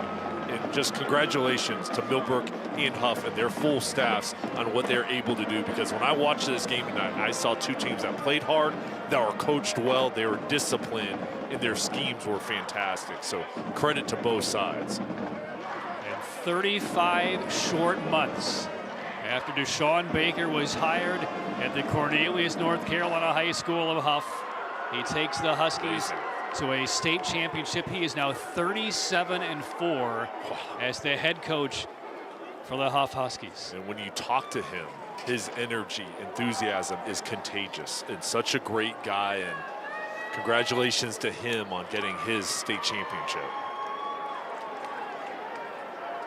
So the 8A state title is in the books. Huff a bye in the first round as the #1 seed in the West. Took down Palisades, beat West Forsyth, and then in the regional final, a 24-0 shutout over West Charlotte. And tonight in the state championship game, they throw their 6th shutout of the year defensively, 21-0 over Millbrook. We've seen some outstanding defensive performances in state title games. I don't remember one that mimics this. Millbrook finishes with 122 total yards of offense. They just went over 100 with about 3 minutes left in the 4th quarter. Unable to muster an iota, a scintilla of offensive confidence against this Huff defense all night long. And areas that drive fit of 48 minutes that there it is, yeah, signifies what has just been accomplished by the Huff Huskies. And I think another credit there is after the turnovers they had on offense, not only did they not give up any yards throughout this ball game, but they got stops in. Those were short fields, and they were able to hold strong, give the ball back to their offense, and stretch this lead out to a 21-0 victory. And even in some of those instances, it's not as though they gave up 7 or 8 yards and got to stop on 3rd and 2 or 4th and 2. They pushed Millbrook backwards behind the chains both of those drives. Madison Little is now with the first ever head championship football coach at Huff High School, Deshaun Baker. You're fine. Huff High School, 8A state championships. How does that sound to you? It sounds wonderful. Like all the hard work we put in, man, I'm talking about day in, day out. The ups and downs we've been through all year, man, the things our kids been through. Our coaching staff, man, works endless. You know what I'm saying? We spend time away from our families to make sure our boys are fine. And, I mean, it's a great feeling. And you knew all week long, you said you were confident you knew which team would come out on top.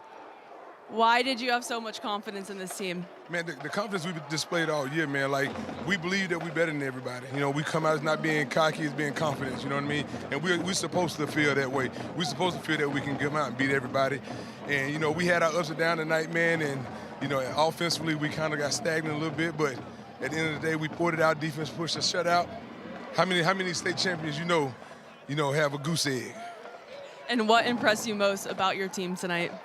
Man, like I said, the relentless effort, you know what I mean? The grit, the fight we always have, man. It wasn't going right, and nobody on the foul line panicked. You know what I mean? Even when I was getting up and down, you know what I'm saying? The boys and the coaches telling me, Coach, calm down, we good, we good. You know, for me, man, it's kind of great because they keep me, you know, on my P's and Q's. We'll change that shirt to 0 minutes, Coach. Congratulations. 48 minutes. Back to you guys. Well, there's the scream, there's the embrace. It is official. Huff 8A state football champions. We'll come back. The trophy presentation, long awaited for Huff High School. 21-0 win over Millbrook for the championship. Back with more after this.